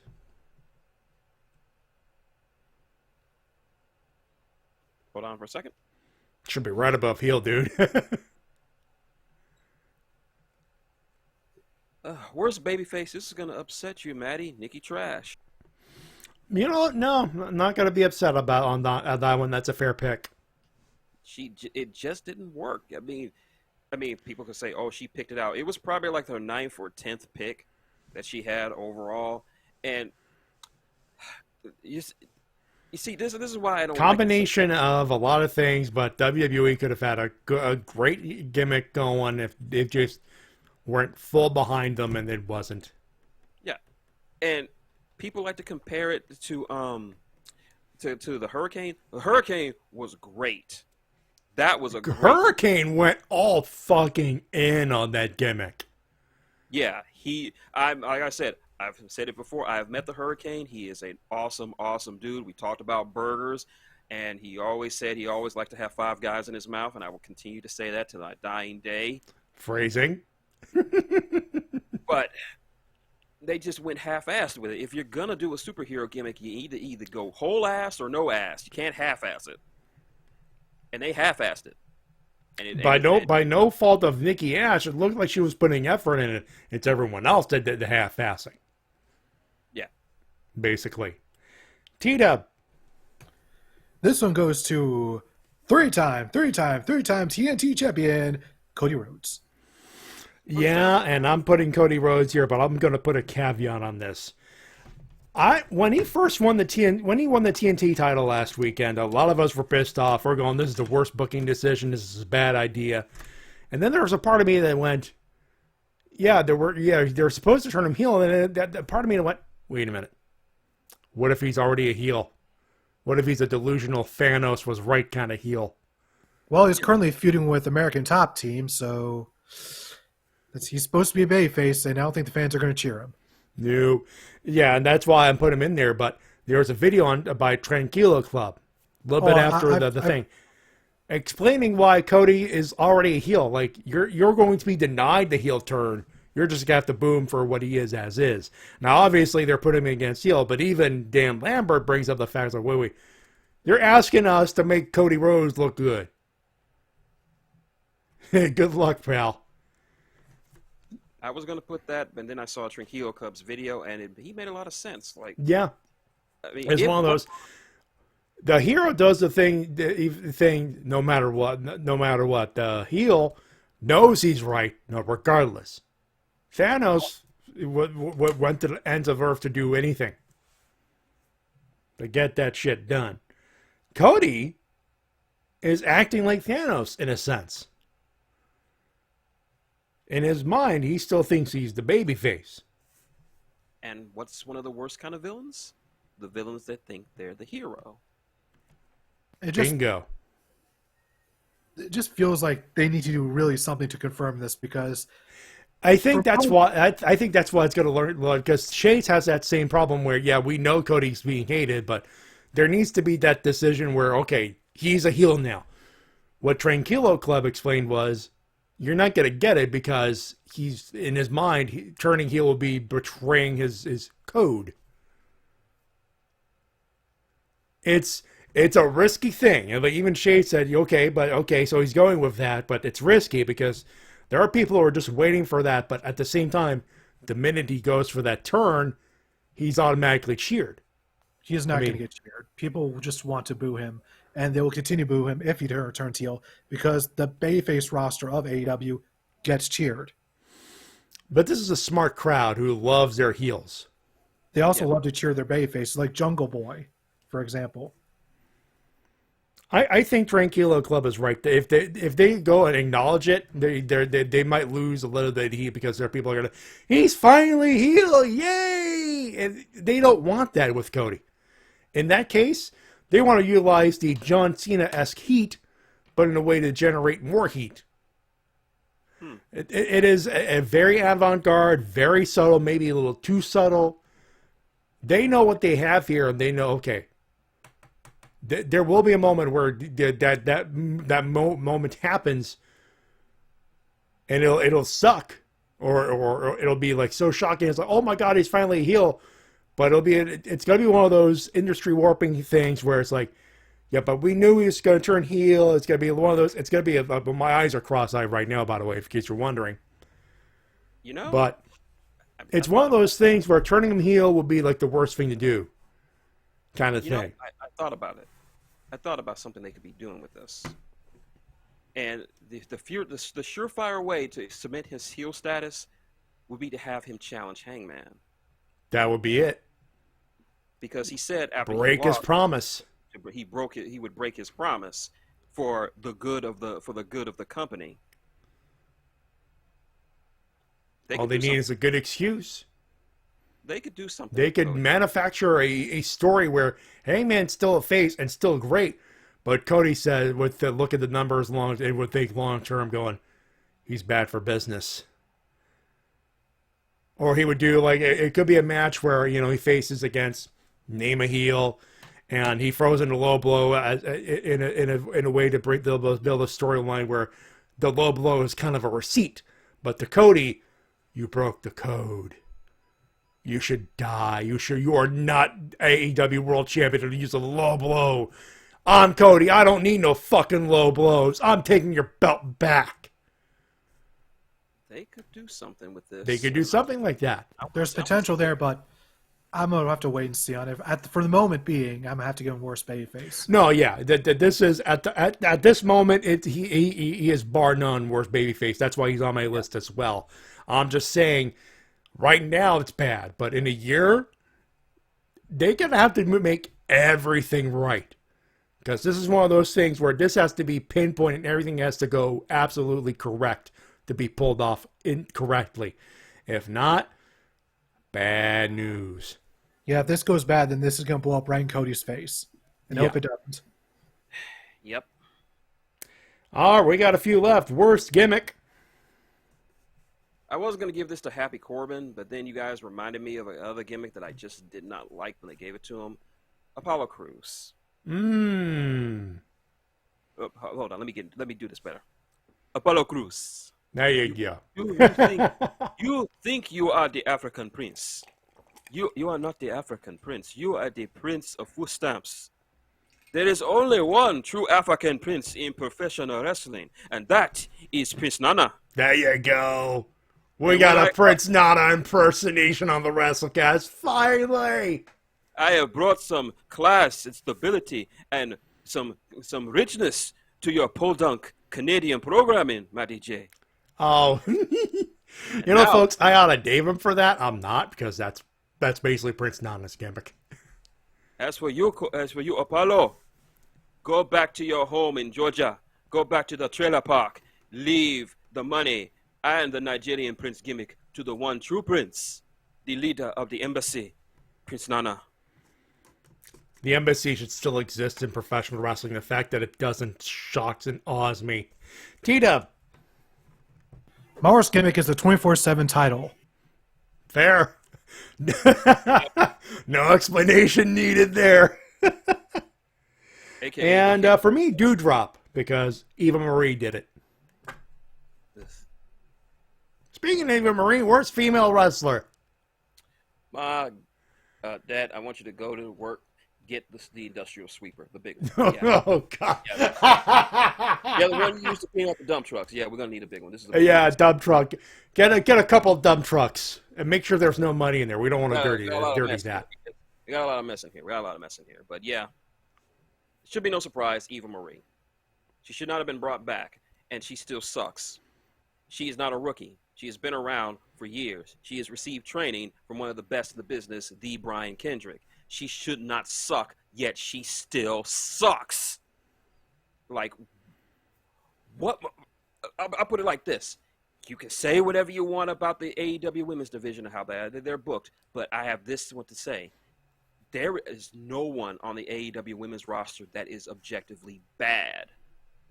Cannot say that. Like, the two arguably worst women on the roster are maybe Penelope Cruz and the Bunny, and they're just average. That's process of elimination there. Everyone else, they just happen to be in a very, very stacked women's division filled with a lot of talent. Eva Marie has no talent. She cannot wrestle. She cannot manage. She cannot talk. She cannot wrestle. She cannot do good promos. Have I mentioned she cannot wrestle? She single-handedly made the WWE Women's Division terrible by her presence just being there. You cannot have a division with Asuka, with the Four Horsewomen, with Bianca Belair, with Liv Morgan, with formerly Toni Storm, with Shotzi Blackheart. You can't have all these talented women and have Eva Marie, who's just sitting there, and her only attribute is that she looks pretty. This is Divas level booking from the Divas era. You don't want the Divas era. We should be beyond Divas era booking with Divas level talent. Well, you could have fooled me with the way they booked that women's tournament. Mm-hmm. Jesus. And I still blame Eva Marie for this, for her simple presence of being there.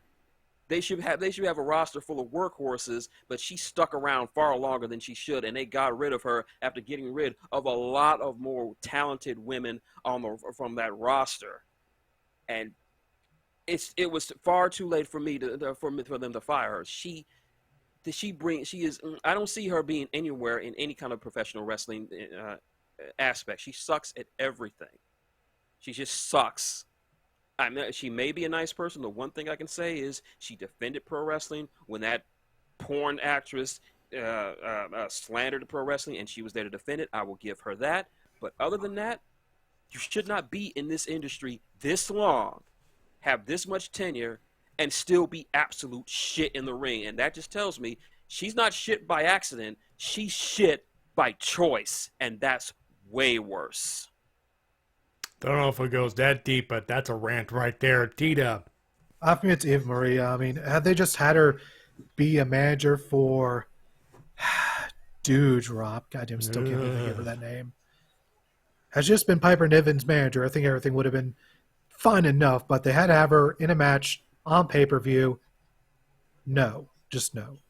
And that's what qualifies it right there for me. Eva Marie, we got a sweep. Get the brooms. Male Wrestler of the Year. That's the last one, by the way. You all know what I'm going to say. Do I even need to say it? Top Dollar. Bottom Dollar, Dollar General, Family Dollar, Dollarama, whatever you want to name him. He just, if it was just that he was bad, he's not bad in the ring. It was just. It was one bad, you know what this stems from? One bad spot on TV. Hey, ref, watch this. And he bumps. Yeah. One stupid decision. And then he had to open his mouth.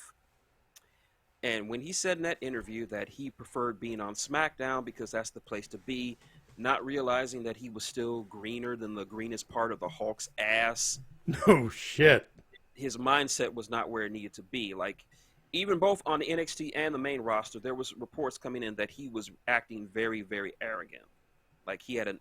Well, apparently those reports are due to him following BFAB's firing, and he went straight up to the top asking what happened. Yeah, it was also from NXT. Oh, like some of his there was a lot of it, but let's not go into too much detail. Other than he still green, otherwise meh. I got no issue with him going. And this was more process of elimination than anything else. I have no problems with him going to upper management trying to get his friend back, but he was too new on the roster. He didn't have the stroke to do that. He should have told someone like Roman Reigns, and Roman Reigns could have spoke up for him and BFAB. He does not have that. He thought he had that kind of stroke just because he was on the program, and that did not help him keep a job longer than it should have. He was too green, and he got too full of himself. I'm sorry, but it's the truth. D-Dub. For me, it's Jackson Riker. So mediocre, and yet he keeps getting hired places. He is not that. There's so many better big men than him. So many. Jackson Riker, top dollar, are two in there. It's more of a tiebreaker than anything else. Again, process of elimination, because there's not a whole lot of bad talent per se. You know, everyone that's in either roster can go. So, but Jackson Riker, there's a lot of mediocre there, and top dollar off of that one bad bump, and you just go. Well, top dollar. Top dollar. With him, at least I can explain that way as he's still relatively green. Jackson Riker's been around for like a decade. Yeah. Yeah, this is nothing on top dollar. He keeps wrestling. He'll get better for sure. Or Dollarama or whatever. Dollar Bill. Yeah. And that being said, ladies and gentlemen, that is the list. Yeah, everything. I'm checking twice. Yep, that's everybody. So, we're going to take a small break. Don't worry, I'm not going to press the commercial button on you folks. You're just going to enjoy some stuff to listen to while we set up for the second half of the show. Right now, Rampage is on. Darby Allin versus Bowens. Thank you, Anthony Bowens. I'm tired and I'm concentrating on this particular season. It's Anthony Bowens versus Darby Allin in a banger of an opener for Rampage, by the way. In the middle, and Darby Allin took one of them trademarks, holy shit kind of bumps. That being said, we are going to take a small break. When we return, we will we'll do the thing, the best. When we return, don't go too far.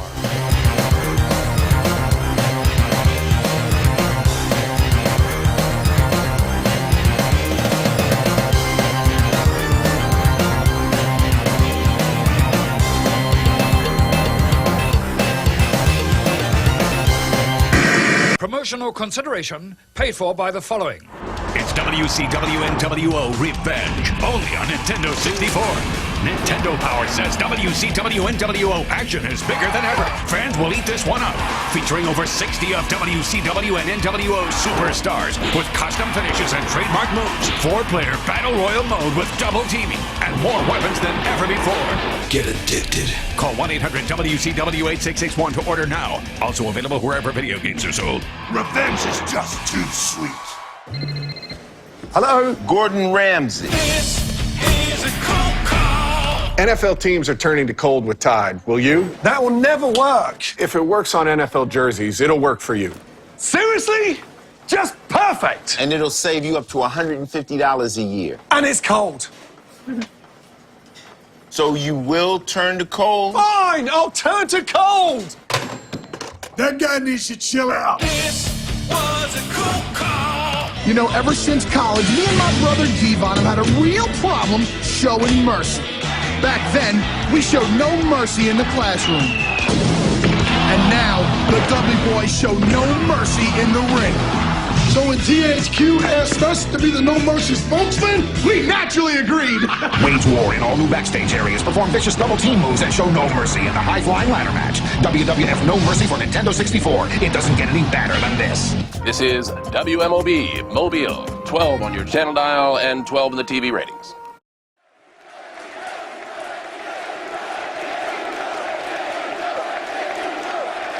That's what I'm talking about. That's what I'm talking about. Because the competition sometimes doesn't want to hear their fans. Well, I guess I'm burning another bridge. Surprise. Ladies and gentlemen, AEW cares about their fans. Because we are not here just to get ourselves a paycheck. We're here every week with you people, without you people, and we come out here and we bust our asses. Because we love professional wrestling. I will give the devil his due, but you saw a match between Kenny Omega and my dude Jungle Boy that you will not see on the other channel. You will not see legends who are respected on the other channel. You will not see people like me and my best friend on the other channel. And you will not see the heart that everybody in that locker room has on the other channel. Ladies and gentlemen, I was supposed to send you home happy, but I'm speaking from my heart. And the bottom line is this: we are AEW. We will see you Wednesday, and we want to hear you.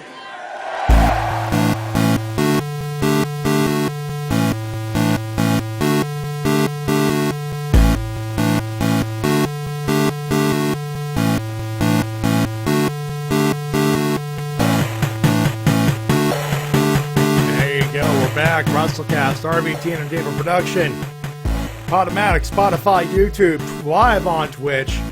If we happen to go short of the New Year and the mark, I'm going to get some people on the channel, and we're going to shoot the breeze till midnight. And T-Dub Shin, if you want to be a part of that, you're oh so invited to that. I think I can stick around. I got nothing else to do. Yeah, we'll definitely do that. So that's for those who are live on our Twitch channel, of course. That being said, it's time for the best and the worst. And by the way, if you want blood, you got it.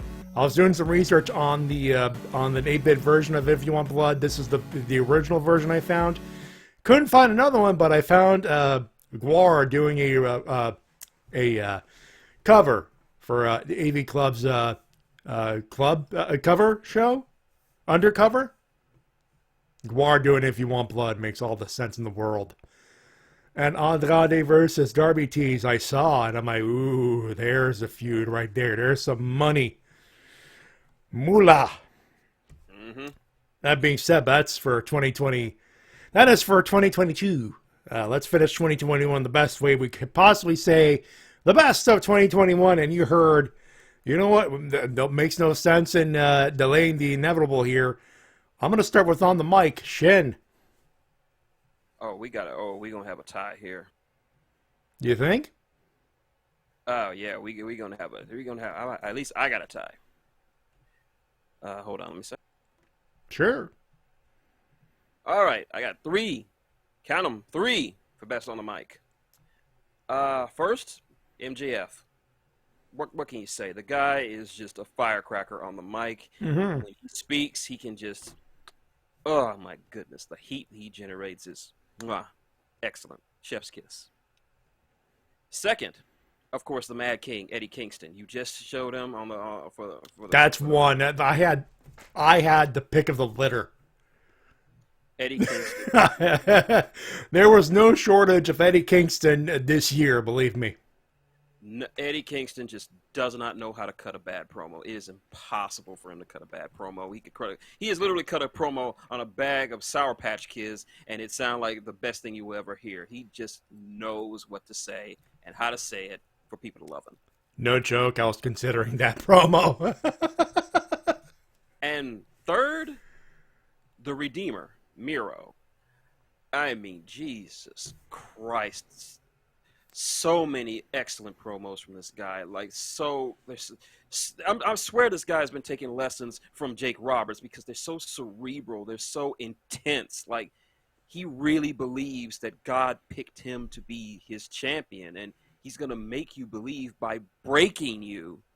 And now he's actually making us believe that he's going to actually feud with God and win. Yeah. So many great lines, too. Like, I want to thank Jesus Christ for keeping my body strong and my hot wife flexible. The one who did with Darby Allin. Darby Allin, we're going to find out what happens when the man who isn't afraid to die versus the man who isn't afraid to kill him. And my all-time personal favorite Miro quote of this year, and I actually use this in conversation. Brian Pillman Jr., the bravest thing you ever done in your life was thinking about attacking me. The stupidest thing you've ever done is actually going and doing it. Miro. Beautiful line. I will say this right now. I am putting the appropriate people in the appropriate slots, but if it was just for one or two things, you're damn right, MGF and Miro would belong in this category. I just had to pick one, but I'll get to mine first. Sorry to cut you off there, Shin. Just saying, Miro, like I've said in many comments before, you don't have to speak perfect English to cut perfect promos. T-Dub. For me, it's a tie between Eddie Kingston and a man we saw earlier on our television screens, Max Caster. Yeah. Okay. I believe Max has been underrated on the mic, to be honest with you, because the guy always knows how to cut a promo that gets a reaction from the audience. Always. For sure. I only have to pick one because, again, I'm spreading out a few things because I'm like they belong in the particular categories that they belong to. But on the microphone, absolutely Eddie Kingston. You said it yourself, Shin, but there's no one on this island Earth that cuts a promo like Eddie Kingston. And with certain feuds, it takes maybe 1 or 2 weeks of feuding, maybe a match, a bunch of promos to establish the heat. With Kingston, it only took one promo to get beef with CM Punk. Took one promo to get beef with Bryan Danielson. It's starting to look like it's only going to take 1 or 2 promos to get beef between he and Chris Jericho, which I didn't know that was a feud I wanted in 2022, but goddamn yes, please. Eddie Kingston's the kind of guy who hand Mike, make sure to let him know he needs to not say fuck on TV and let loose. And he's that kind of professional that he will cut beautiful promo. Let's see. Let's go right at the bottom of the list. Go right to most underrated. There's a lot of people on AEW's roster that are underrated, mostly because they don't get a lot of TV time. But for me, most underrated, legit Layla Hirsch. I first saw her months and months ago, and I'm like, oh, I want to see more of this little woman. I want to see more of her. It's just like a mix between Taz, Kurt Angle, and Ishii. Just the right mix of athleticism and just sheer toughness. And I love me a good technical wrestler. Give it to me. Give me some more Layla Hirsch. Give me some more. I want more of her. T-Dub? For me, it's somebody who I've been a fan of for the past few years, ever since I first saw them on Lucha Underground, and that is none other than Sonny Kiss. That's someone who has a lot of talent, a lot of charisma, and should definitely be on television. For me, it's a three-way tie. Men of the Year, Ethan Page and the Scorpio Sky, especially with their association with Dan Lambert. It is paying off gangbusters, but they're not used, not to the degree that they should be, at least. It looks like they're going to get some more prominence with the feud with Cody, at least in the short term, but they need to be utilized more. They are that good. 2.0 and Daniel Garcia, they are evil. They are lawless chaos. And it's fucking awesome. They're comedy. They're dorks, and they act like dorks, but they are so. This is so much chaos that it's causing a feud between Eddie Kingston and Chris Jericho. It's caused so many feuds, all that stuff. And third, as mentioned, Acclaimed. I mean, the tag team's great. Max Caster is a genius on the microphone right now. And most improved. We'll do that as well, actually. This one is to someone I had originally written off, but thankfully he got his life back together, and now he is doing great. None other than the master planner himself, W. Morrissey. King of the Ring, W. Morrissey. Queen of the Ring, King of the Ring, W. Morrissey, the 15th. Yeah, leave some room for us there if you want us to put him in there, Mr. Shin. Tita. For me, is somebody who was similarly seemed to be written off by a lot of people at the beginning of the year, but has definitely improved greatly as months have gone on, and that is Jade Cargill. I approve. I approve of that pick. That's why she's on there as well. First year, she had that one tag match that looked very impressive with Shaquille O'Neal. And with every match, it's very small. It's progressive. She just had her longest match on Wednesday. That should tell you how much she's improved right off the bat. So right there, it's in there, right there, Jade Cargill. And I'm going to give another one for W. Morrissey. I mean, it's Queen of the Ring, King of the Ring, W. Morrissey III, Esquire, Jr. Yep. The guy is shredded, looks like $1 million, wrestles like $1 million. Impact has a power player, and I think they know it. And JC Miro the Redeemer, no, definitely belongs in the most improved, but I got another spot that's even better from Miro. At least I think. Let's get rid of another obvious one. Wrestling show. I know for me it's going to be a tie, but I don't know about you guys. It's going to be, might be a sweep. Might be a sweep. Bring those brooms back. Bring the brooms back, Mom. Bring them back, but for good reason. I'm going to go with Dynamite. Goes without saying. They've had some issues, but overall, it's been a must-watch show for me. Like, I feel like a wrestling fan again when I'm watching Dynamite. It feels like, hey, I tell my parents, hey, Dynamite is on, do not interrupt me. And they know not to interrupt me when Dynamite is on until it ends, and they know well enough not to interrupt me. And it's been one of the most consistent programs around. They've had like they have good shows to great shows. That's how good they are. I haven't seen one that I could objectively call terrible or bad or a waste of time. It all just, there's always something to watch that's worth your time on Dynamite week in, week out. T-Dub. For me, it's with a close second place, Impact Wrestling, but first place, easily AEW Dynamite. It has just been the best show to watch if you just want to watch some good wrestling, some good promos, and some good stories being told. Dynamite has been the place to go. For me and Tatai, Dynamite, so there's your sweep right there. And I have to add Rampage. Easiest hour to watch. Like it's an easy breezer for me. I do this show. Normally we do the show. We finish at 10. And I joined the call for the Dynamite call for Rampage, and we watch it, and it's the fastest hour of wrestling. And speaking of Rampage, someone's bleeding. And it's Bunny. That's Bunny's bleeding. The Bunny is bleeding, and it's a women's tag team street fight, tornado tag, and Allie is busted open right now. Good Lord. Right now. She looks like she is enjoying herself with that crimson mask. So is Ty Conti. Yeah, she got busted open with a glass bottle. Yeah, so that's hard way, ladies and gentlemen. Yeah. But TV announcer. Three-way tie for me. First off, of course, goes to Excalibur. Excalibur is just a very, very good play-by-play guy.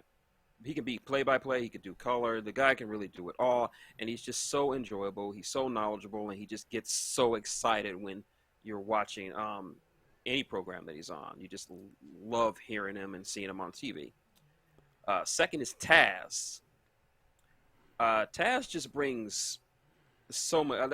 He's always been one of my favorite commentators. Whether he was working in WWE or working in TNA or working in A&W, he has always just been a pleasant to be around because he brings that legitimacy with him. You feel like when he talks about the anatomy of a move or how someone pops their hips when they do a suplex or how they do lock-in submissions, you know he speaks from experience, and he brings a sort of legitimacy to it. And my third, Eddie Kingston. If you watch him on Dark, and him and Schiavone, just you can tell Eddie's just having a great time. There are times where it's on elevation where it's Eddie, Tony, and Paul. Yeah, and yes, there is some pro wrestling commentary, but let's be honest, it's Eddie Kingston and Paul White riffing. It's just live. They are riffing professional wrestling in the best way. They're not trying to be derogative to the wrestlers in the ring. It is done with respect, but they're fucking riffing.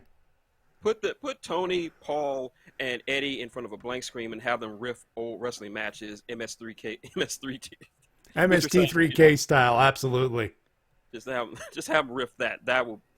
Tony Khan, please, if you're listening, do that. Please give it to me. Give me that. Give me that. D-Dub? For me, it's simple. Excalibur, for all the reasons that Shin mentioned earlier. Just a fantastic commentator. Believe we have a also, sweep give on. this man a break. He's been doing way too much. Oh, God. If not, give this man some tea or a lozenge. This guy there was a show, I think, a couple weeks ago where, especially on Rampage, his voice was shot. Yeah, this guy is basically their go-to guy to do all of the commentary, and I feel like they should bring in somebody else to do some of the B shows because he shouldn't have to do all that commentary himself. Like, bring in someone else to do play-by-play. Like, if he doesn't return to Ring of Honor, why can't I think of his name now? The guy from Ring of Honor. Ian Riccaboni. Ian Riccaboni. He could be a great commentator. He's fantastic. Use him. He can use a job. If Sinclair doesn't retain him, he'd be great for Rampage. He'd be great for Rampage. Fantastic for it. Yeah. Jesus Christ, Allie, your face, honey. Oh, yeah, it just came back from picture-in-picture on my end as well. Oh, Lord. They are laying it in. Oh. Let's see. I'm just going to move up on the page. I think there's no need for too much rhyme or reason. It's all good at this point. Feud of the year. I don't sense a sweep here. It's going to be a tie for me. First one, Pinnacle versus the Inner Circle. Good pick. Yeah, it was just it was just a proper stable war, and it was just brutal. I mean, sure, there were some hiccups. We all know that, but overall, it was the kind of stable war we should have gotten the year before if COVID hadn't happened. It's just it was just unbelievable what all 10 of those men could do, and the matches and just the brutality of it. It's, oh my God, it's just I loved it.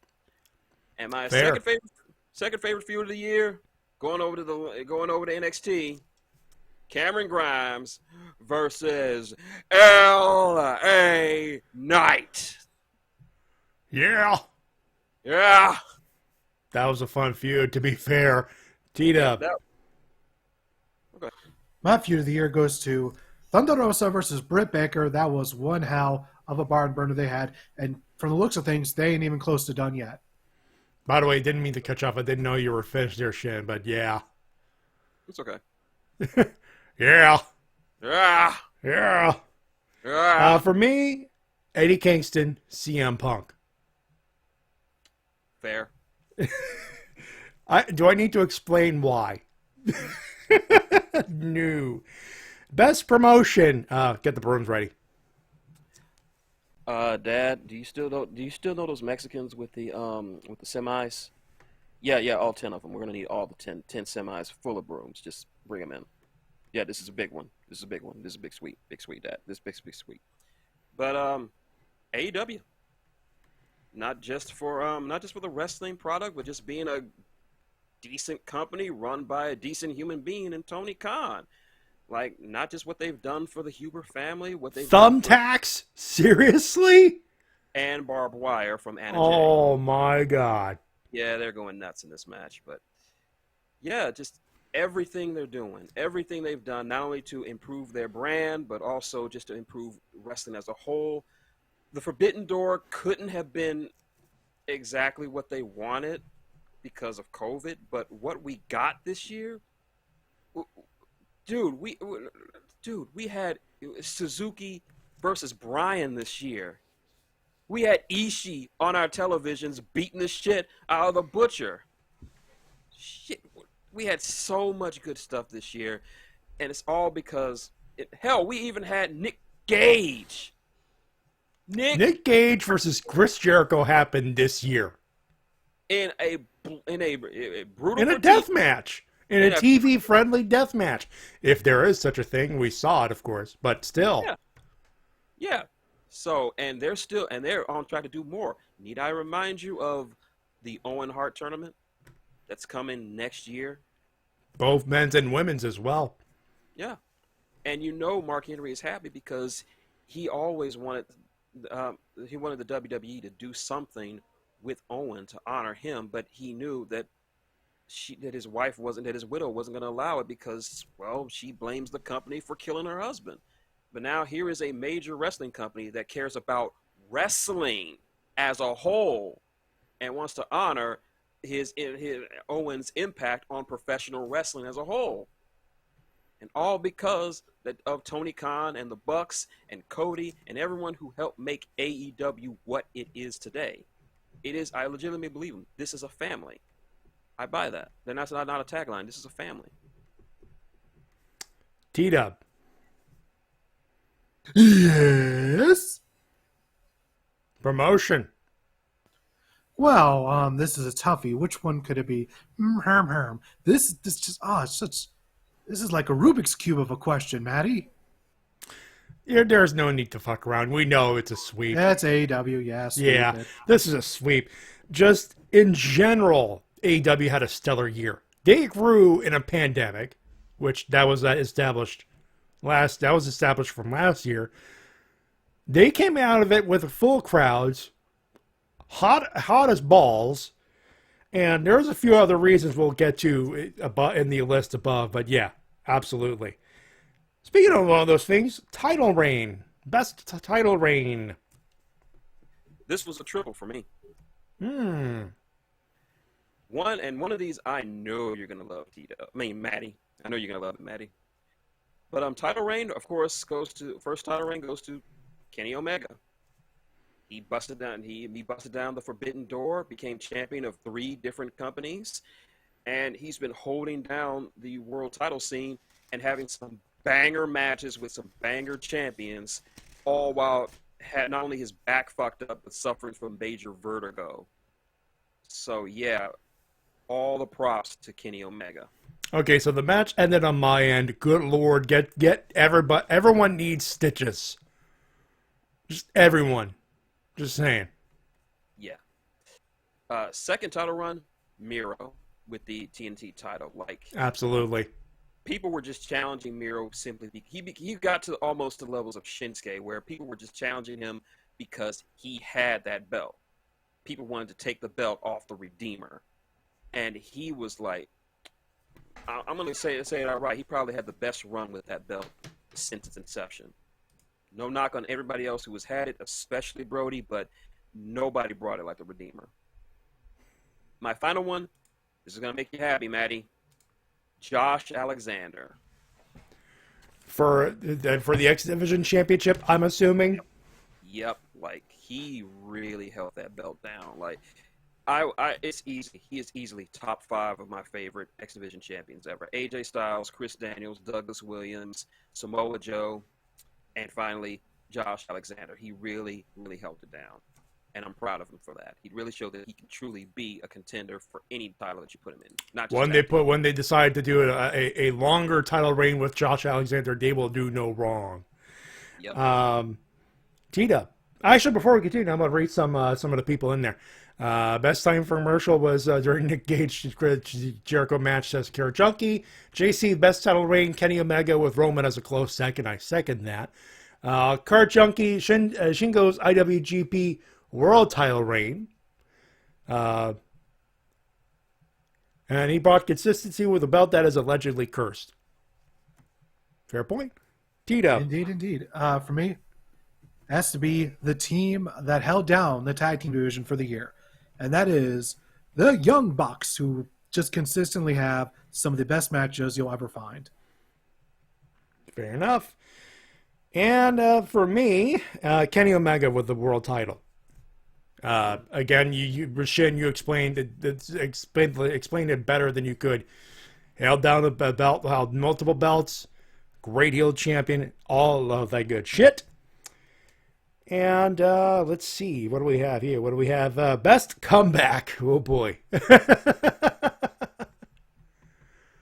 We were all here for this. Yeah, we live reacted to this. This is for the first time ever. We live reacted to Dynamite, and with good reason. Rampage, matter of fact. Right, Rampage. I mean, we reacted to it for one reason, because CM Punk came back. CM Punk return is the best return, not just of this year, but perhaps the entire decade. I can't remember of a return that was, well, Edge might be a close second, but we kind of already figured that Edge might come back. This is Punk when he just did not want wrestling anymore. He was done with it. And then I still firmly believe when AEW came around, he was one of the first people they talked to, and I think he probably said, "Let me see how well you grow in a year or so. Let me see what happens."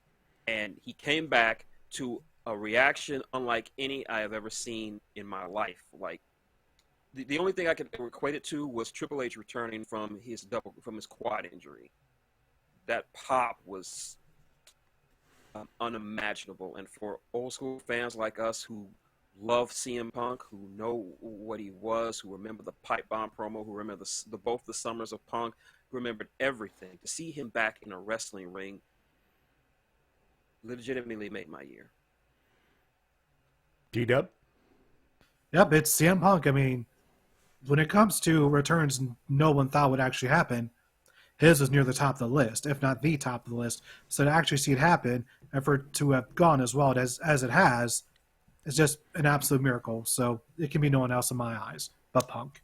There's a part of me that wanted to put Bryan Danielson as part of a tie. I refrained from that because it's not exactly a return, but more of a debut. He just left one company, went to another. But if we opened it up to debut as well, he would be in there. But really, seriously, it's another sweep. It's CM Punk. The reaction, the continued success of the return. diminishing returns, all you could say, but yeah, best comeback hands down, CM Punk. Also, it's time for the main event, and I did not listen to the promo, but I'll go back to watching. I'll watch Rampage when it's available, and I need to listen to that promo between Lambert and Arn Anderson, who was speaking. I'm curious now. And I did like Cody's shirt. Yeah, heel, babyface, and the third one it says winner. I'm like, ooh, he knows. He's just poking the bear at that point. Let's see, pay-per-view or network special. I usually say network special because, well, duh. But this year, no, it's pay-per-view. It ain't on the network. It ain't on no Peacock or network.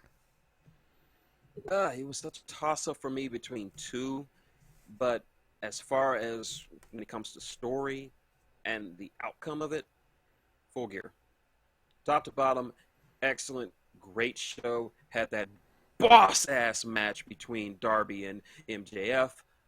So much good stuff. Just some slow bits in the middle with that Minnesota street fight, which was decent but not terrible. But at the end, we saw Hangman's entire story come full circle, and the Young Bucks coming out there and just saying, "This is your time, take it." Just it sent you home with a moment we've been waiting for since Hangman said that he wanted to be AEW World Champion at that very first press conference 2 years ago. So, Full Gear, pay-per-view of the year for me. T-Dub? Once again, I have to agree with Shin. Full Gear was just absolutely amazing from top to bottom. I can't think of anything negative to say about it. And it culminated in what was their longest story yet with Hangman's pursuit for the championship. And now you have the epilogue with Hangman. How could he hang on? Especially with his first feud being Bryan Danielson, of all people. We'll get to him in a minute. This is purely subjective. If you went with Full Gear, I will not disagree. I will not argue.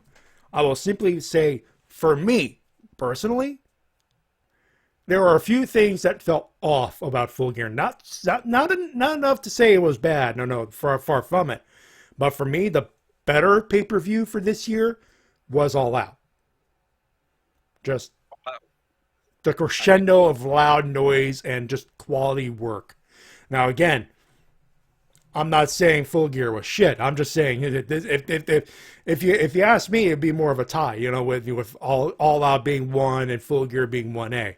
But if you put a gun and say 1, All Out.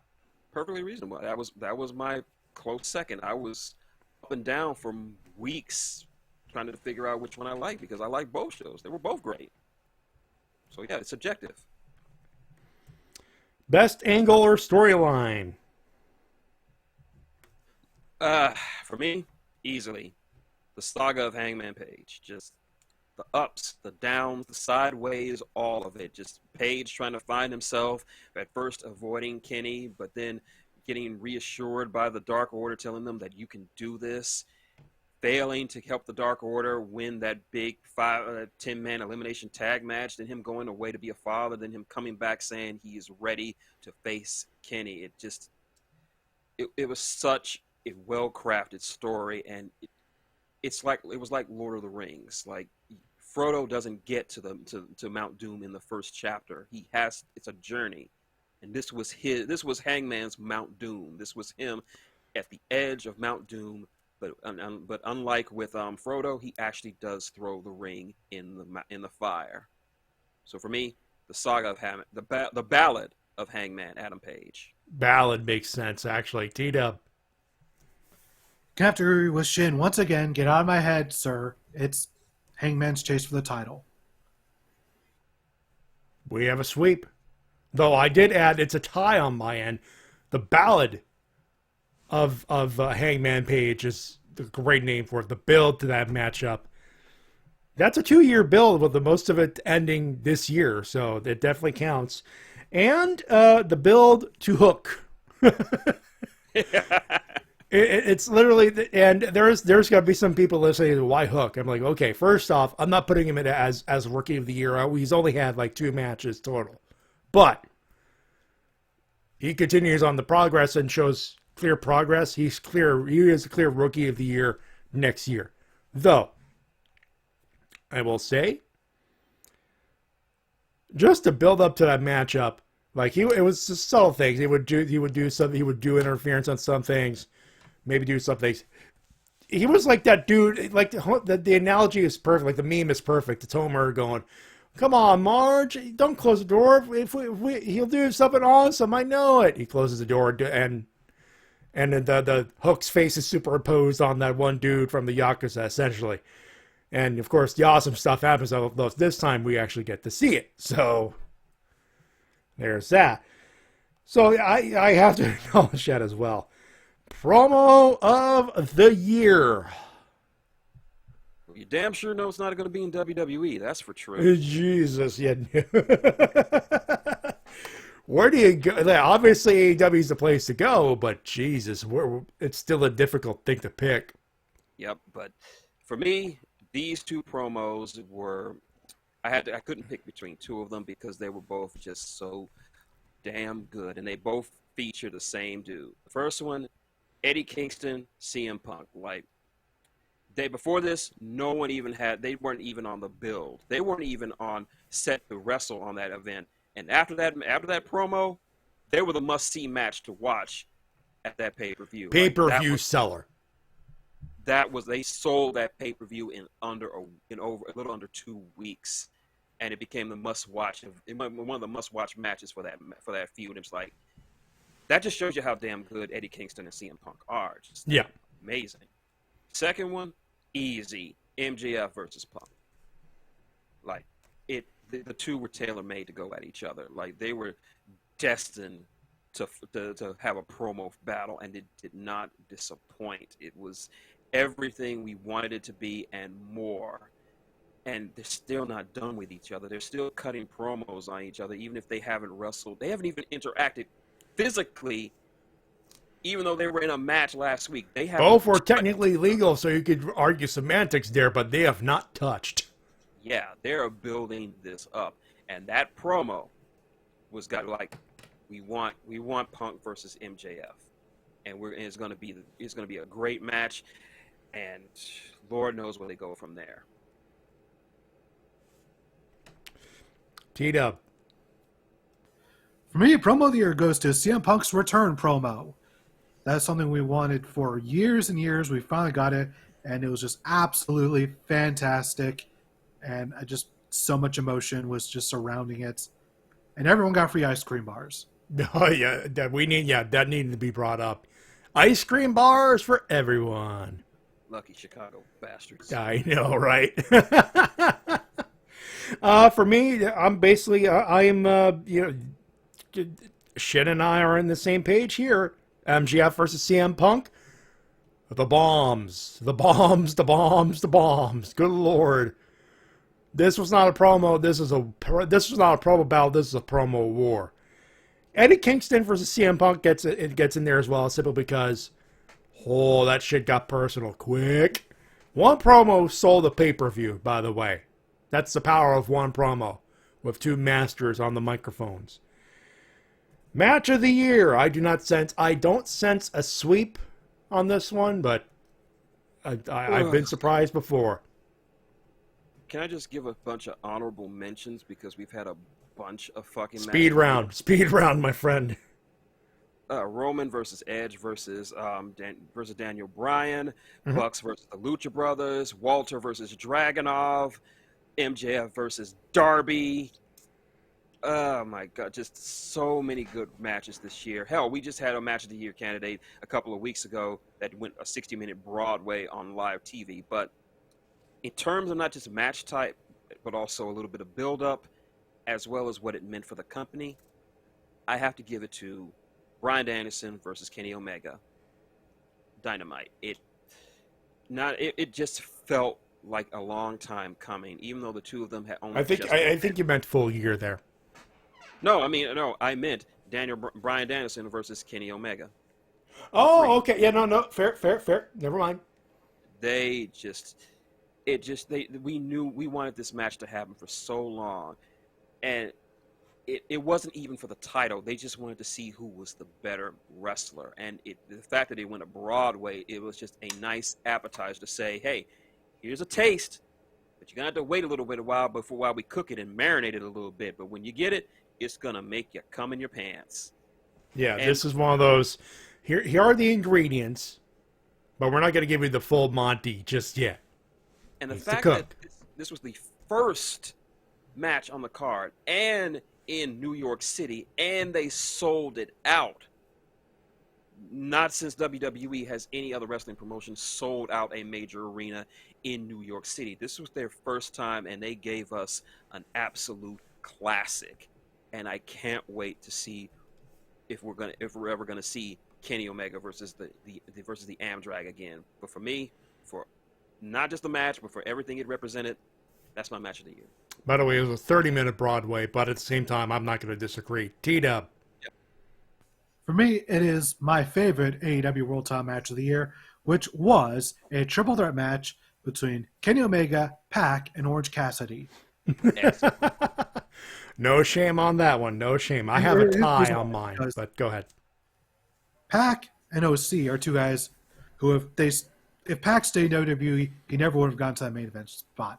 And if Orange Cassidy went to WWE, he wouldn't even get past the lower mid card. And yet these two guys got over to such a degree they had to be put in a world title match. And people are still calling OC a goof.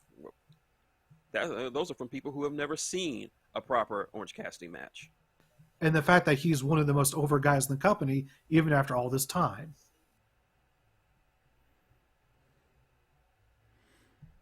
That being said, 2 to tie.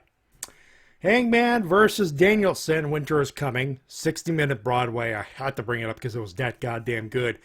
With wrestling nowadays, I watch a little bit, I listen for the crowd, and sometimes I just drift off, go on Twitter, go on Facebook, go on the internet, do some search, do some window shopping.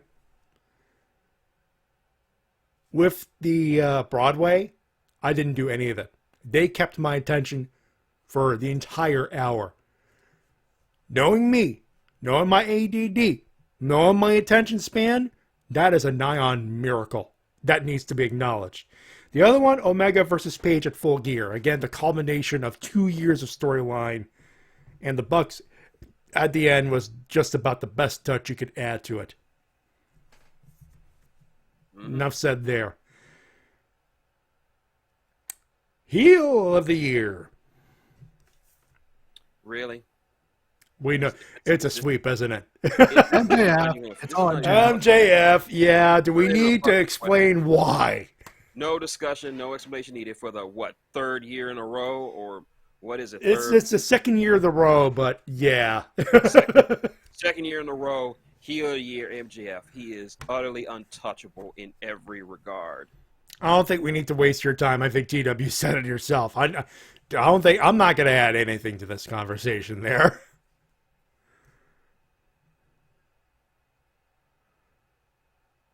Nope. No. All right, we're moving on. Best babyface. This one's going to be a little tougher. Are we still live? Yes, we are. Okay, Shin.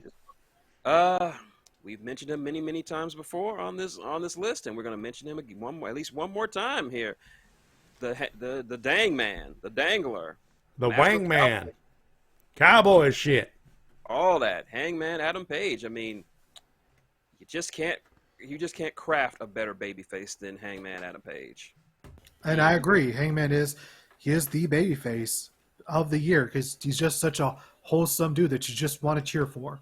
Yeah, you can't help but love him, and by proxy, you can't help but love the Dark Order. They help them out as well. I mean, you just have a combination of all these lovable instincts, and you got the best pure babyface in the entire history in all of wrestling.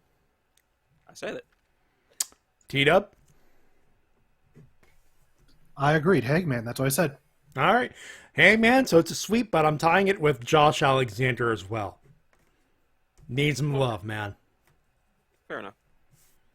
And for the exact reasons, and Josh Alexander is a future face of Impact Wrestling if they so choose to anoint him that.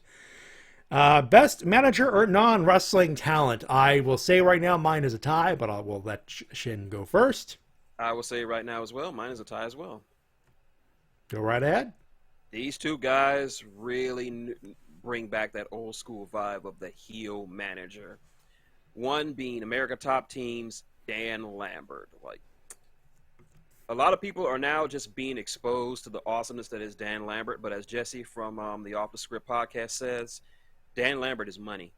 Like, I really get that old school Bobby the Brain Heenan vibe. Like, you just want to see this guy get punched in the face. Just, Dan knows just what to say to get the fans to hate him, and I love it.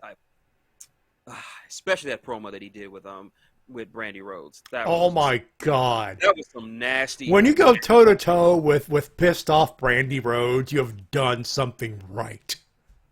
Just glorious. My second one, none other than the Jackal himself.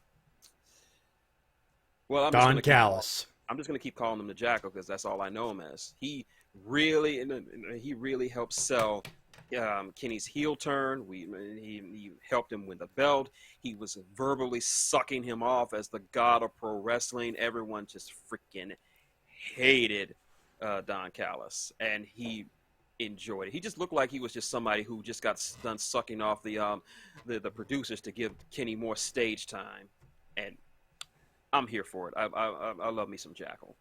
So those are my two tops. T-Dub. I'm going to agree. Go with good old Cyrus the Virus himself. All right, so I'll say right now Don Callis, so there's a sweep there, but I'm adding Dan Lambert as well.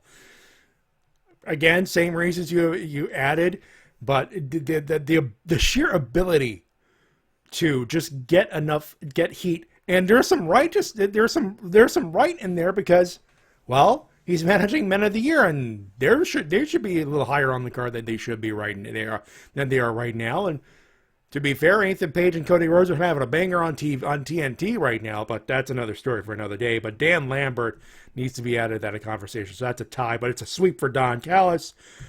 Best rookie or first year in promotion.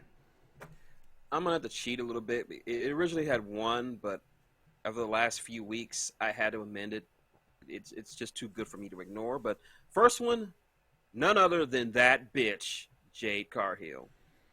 You remember earlier this year when they were setting up her tag match when she was tagging with Shaq, and I'm like, she's cutting some great promos, but I need to see what she can do in the ring.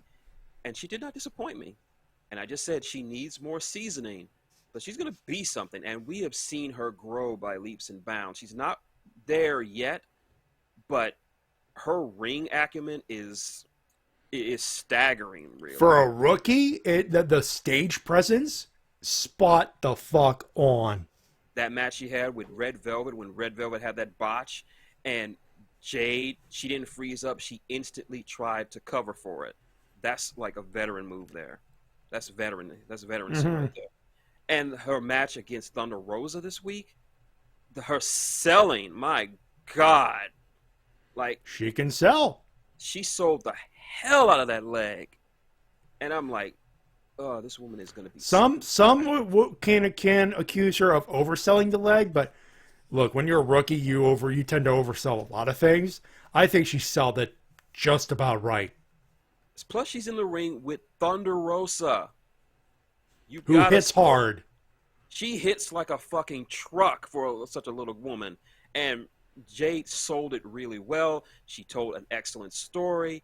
Add in the fact that she's now got one of the best female veterans in the business in Mercedes Martinez working with her, and the sky's the limit for that bitch. So Mercedes Martinez as a heater, a smart Mark Sterling in case you need to hammer a promo home, though Jade will do just fine. It's extra insurance, so to speak. She's got it's a great package. Yeah. My second pick goes without saying, Hook. I know he's only had 2 matches so far, but what I've seen from him, the potential, like, I got misty-eyed when I watched Hook's matches, and I'm like, the potential for this kid is just immense. Like, I haven't been this excited for a first-year prospect since Cody Rhodes started wrestling more than a decade ago. That's how much the standard I'm holding him to. He just looks like $1 million.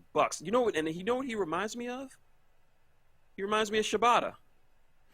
Oh. Like a stiff, mean, technical proficient wrestler who will beat the shit out of you and take your best hits and say, "That all you got?" I mean, God damn, that's an apt comparison. I'm not blowing, and people might say, I'm not blowing smoke up your ass. No. He's only had 2 matches, which for me, that's why he's not on my list for that reason. But I'll tell you this, he keeps it up. He's got to have Rookie of the Year on lock. Yeah, he's like the first 2 matches we saw out of Hook, that's preseason stuff. Yeah, by this time next year, we might have to be talking about putting him as a pillar. And we don't say that just about anybody on the roster. He is going to be a potential pillar as long as he keeps this up. D-Dub. For me, my Rookie of the Year is Jade Cargill. She is showing a lot of improvement, and who knows, maybe by this time next year, she could be the AEW World Champion. Oh, the Women's World Champion at least. But yeah, I know what you mean there. And it's a sweep for Jade Cargill as well. The improvement, and we mentioned in the most improved part, there's no denying this. She has improved. She looks like $1 million. She's got Mercedes Martinez, so in the new year, there's going to be someone working with her. Let's be honest. There's goddamn. Just goddamn. She's earned it. Cody Rhodes retains in what I looked, great match. I'm assuming there's heat, a little bit of the booze. Going to Best Faction.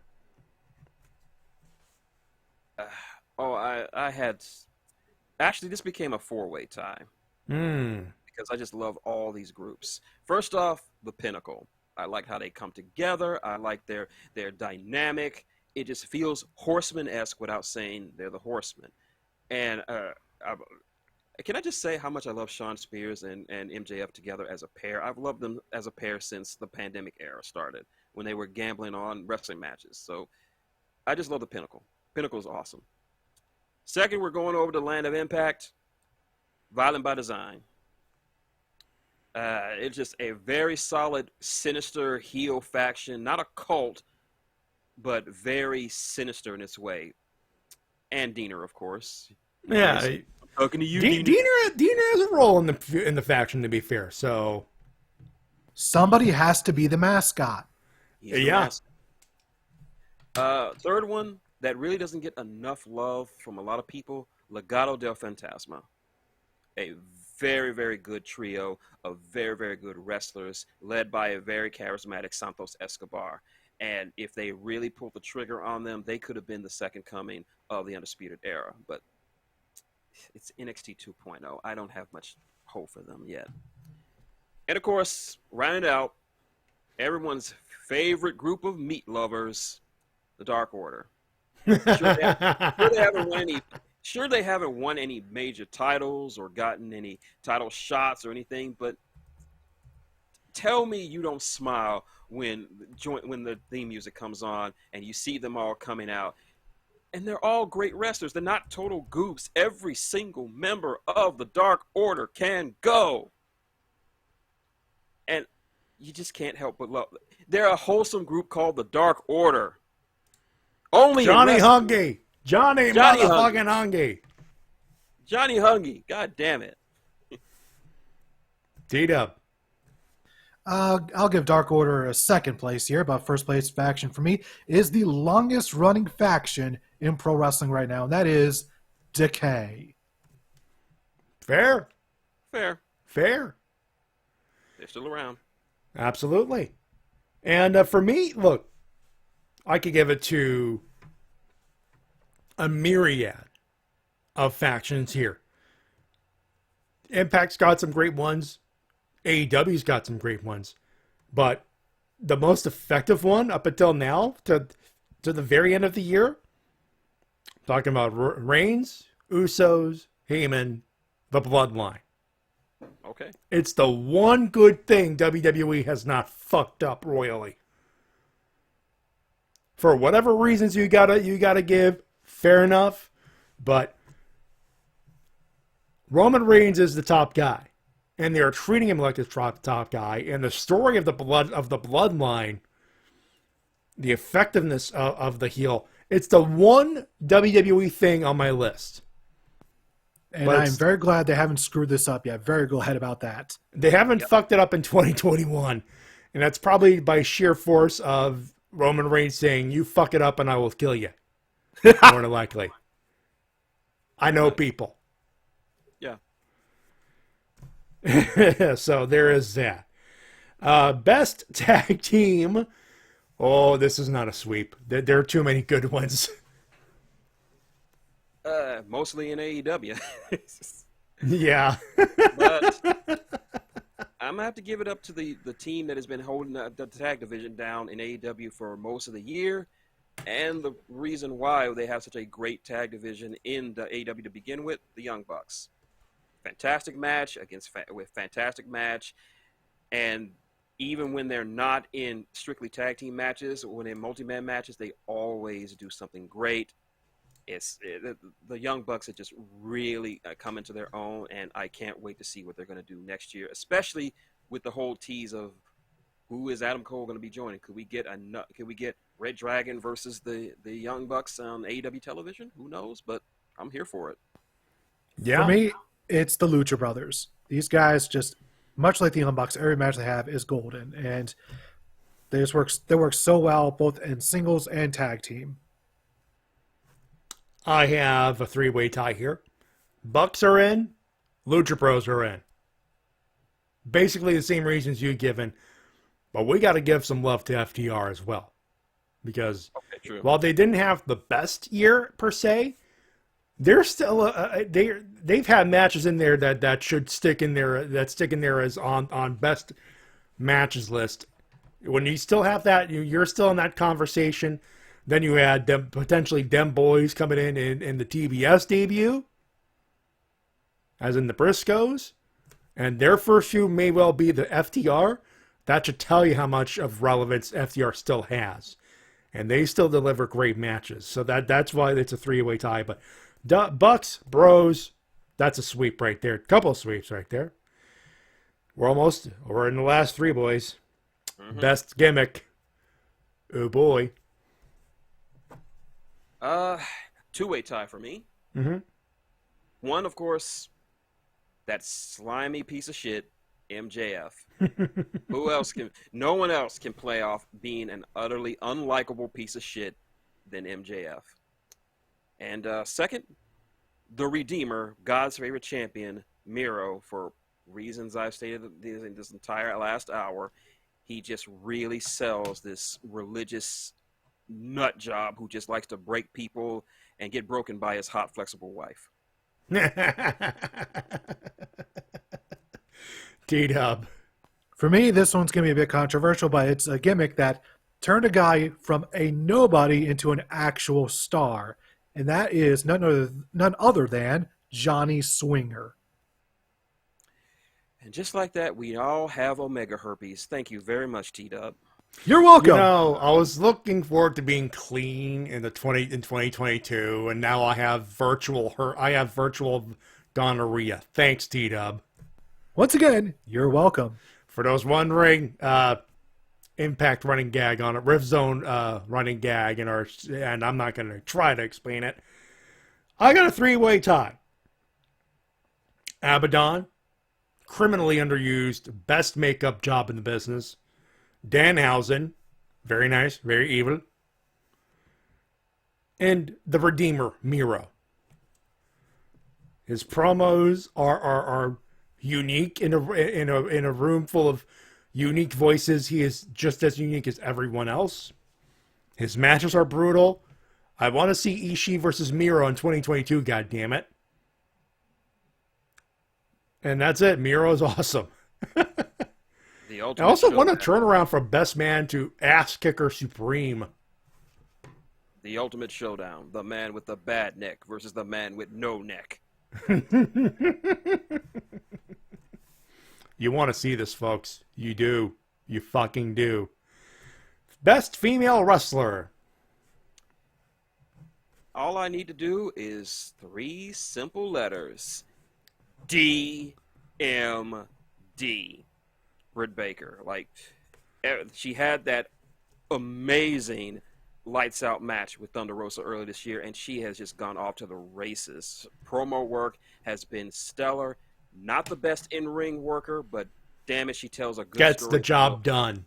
She does her job. She has been holding the women's division down as its leader, and she's just everything you need her to be as a women's champion. She has just been nuts with it. And when she finally drops that belt to Thunder Rosa, the pop that Thunder Rosa is going to get is immense because Britt Baker DMD has done her job as a heel. DMD. Though JC, I'll give this to Bianca Belair. Good call on that, actually. Maybe, but for me, it's not a bad call. If we were halfway through the year, I'm pretty sure DMD would share the spot with Bianca Belair. Yep. Still, DMD. Yeah. For me, it's somebody who, up until like Double or Nothing, was holding down the women's division. And even after she lost the title, she's had some fantastic matches, and that is Hikaru Shida. Very fair. That's a fair pick, and she held it down before DMD picked it up when the crowds came back. She just wanted to hold it till the crowds come back, because she wanted to be a women's champion in front of a crowd. She more than earned that privilege. I didn't put Hikaru Shida, but I will say this again: if we had done a mid-year special, she would have been in there with DMD. But I got a two-way tie: Thunder Rosa, whose work does not need too much explanation, and Dr. Britt Baker, DMD. Again, aforementioned reasons. She's the best. She's not the best women's wrestler, but she doesn't need to be. She is the whole package. And sometimes being the jack of all trades and master of none fucking works. Great promo. Good enough in ring. She's not the best. I don't think she'll admit to be the best technical wrestler, but she is the best wrestler. She's got the belt to prove it. Better than all the wrestlers.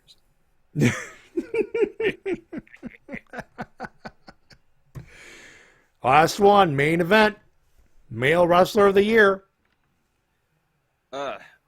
This is not even hard for me, because based on the amount that this person has wrestled this year and the sheer quality of the work, its quality and quantity, I got to give it up to the Amdrag.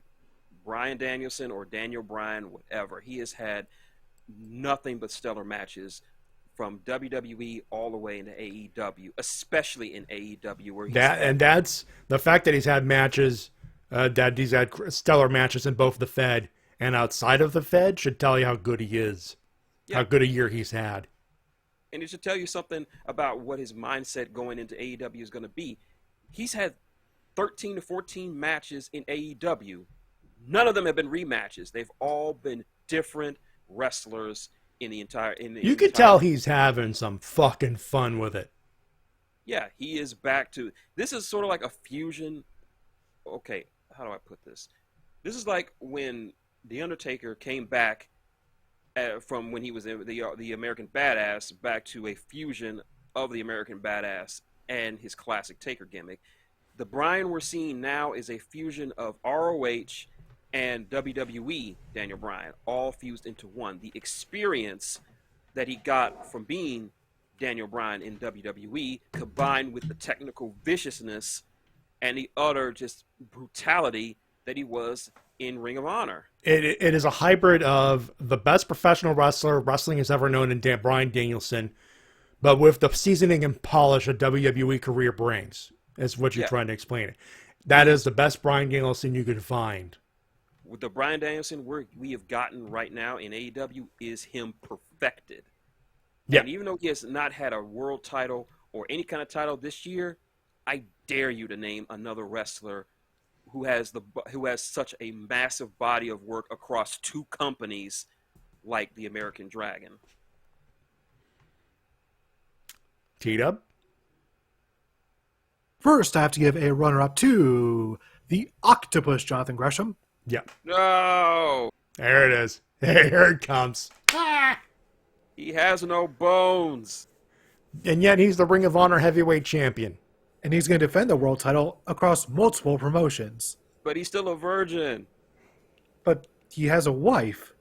Still a virgin. If he's still alive, then he's a virgin.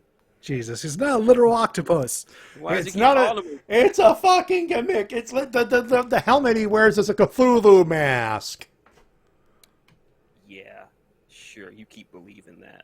No. Anyway, so unfortunately, he's only runner-up because I haven't seen enough of his matches this year. But the ones that I've seen, excellent must-watch. If he's in a match on a card, it's going to be one of the best matches, if not Yeah. the best If you match. see him on a card against a wrestler you like, buy the pay-per-view, buy the ticket to watch the show. You will not be disappointed.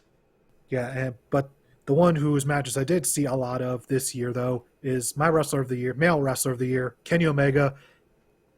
Absolutely great world title run, and in fact, held 3 world titles. 4 if you count the TNA world title. Well, yeah, that too. And every match he had was absolutely fantastic. And the fact that he went to several different promotions, and not only that, but doing so while injured and putting on great matches while injured. While wrestling with vertigo. Yeah. I hope he never has to do that again. Please don't do that again. It was great. Never again. I will say this. Bryan Danielson is a 1A, but he's not on my list. Not because he sucks, mind you. He's had, as I mentioned before, he's had 2 match of the years for me. He's a match of the year candidate, absolutely.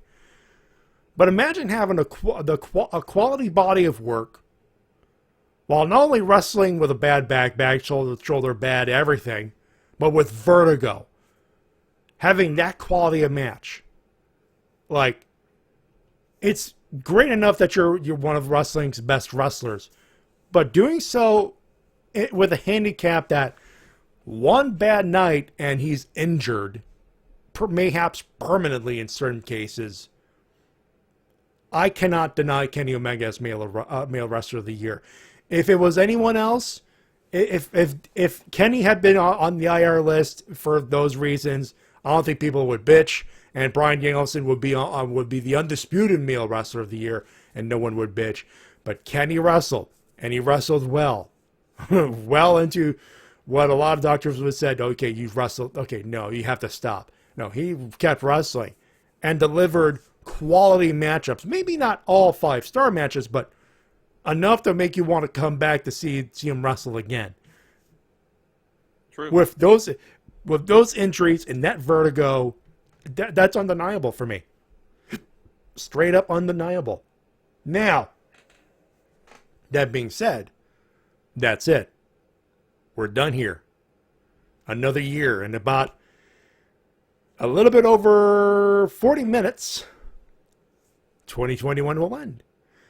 Now, we've already done our plugs, so at this point, all we got to do is wrap up, say thank you, and goodbye, and Happy New Year. So I will let you guys say, if you guys want to say a final word, the floor is yours. I just got nothing to say. Thank you all for sticking through this for this wacky year we call 2021, both in wrestling and in real life. So hopefully, let's hope that 2022 be a better year for all of us. So for the last time this year, Shintigercurl saying it's been dim sometime. T-Dub? Thank you all for joining us for all of our shenanigans on the Wrestle-Cast. And hopefully next year, things will only get better and bigger and all that snazzy, jazzy stuff. Thank you all for listening and watching and all the things that you do.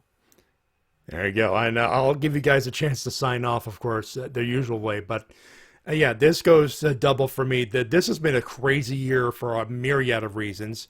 I actually booked a cruise and had to cancel that cruise because, well, the human malware just won't fucking go away. But I rebooked it, and I'm leaving out of New York, out of Cape Liberty in New Jersey. So I'm flying into New York for the cruise in May now, and that's a fuck. And I'm getting, instead of like an ocean view balcony now, I got a fucking balcony, like $100 less. So, long story short, I don't know if we'll do a Wrestle-Cast from there. I don't know if it's possible with with hotel/ship Wi-Fi, but research will be done, I guess. I know I'm probably going to do a recap. If Rift Zone is possible, I'll join in from the damn boat. That's for sure. Beyond that, man, I'll honestly thank you very much for tuning in. Most of you through the live, some of you through the behind-the-scenes stuff. We know we're not the most interactive show anymore, but we like to interact with you folks as always. So we always love that you guys show up on their show and say hi, as per usual, and all that good stuff. We're done here, but the Shades decided to take care of business. He is running the New Year's show on his channel, so we will definitely we will bump you guys to the raid. We'll raid you through the Twitch, and Shin and I will jump on the Producers Lounge as soon as we're done here. So, and TW, you are more than welcome to join as well. That being said, we thank you very much for tuning in and all that good stuff. We'll see you in 2022, folks. On behalf of Shintigercurl. This part of the Wrestle-Cast has been brought to you by, once again, you guessed it, Frank Stallone. There you go. One more for the road. And my good buddy TWK. And our other sponsor tonight is the delicious, always amazing Omaha Steaks. And my name's Matty. I remind you to switch to Tide Pod Cold, because I just got a cold call from Stone Cold. And he would stun me if I didn't tell you to switch to cold. That commercial, still, it's like the 15th time I've heard it and watched it. Austin with the punchline, good lord. That's a real commercial, by the way. On behalf of everybody, my name's Matty J. Reminding you of how professional wrestling supports independent promotion as soon as possible. We shall see you in 2022. Have a good one. Have a safe one. Don't get too drunk. Bye, everybody. Bye.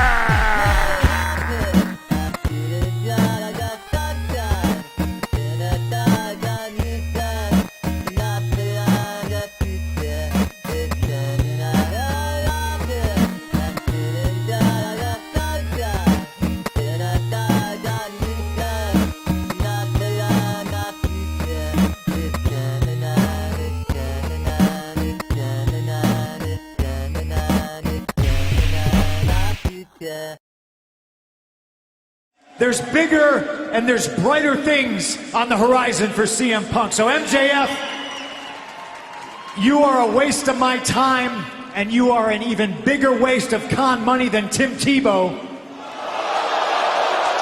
Wow. Oh, shit. Burn! Burn!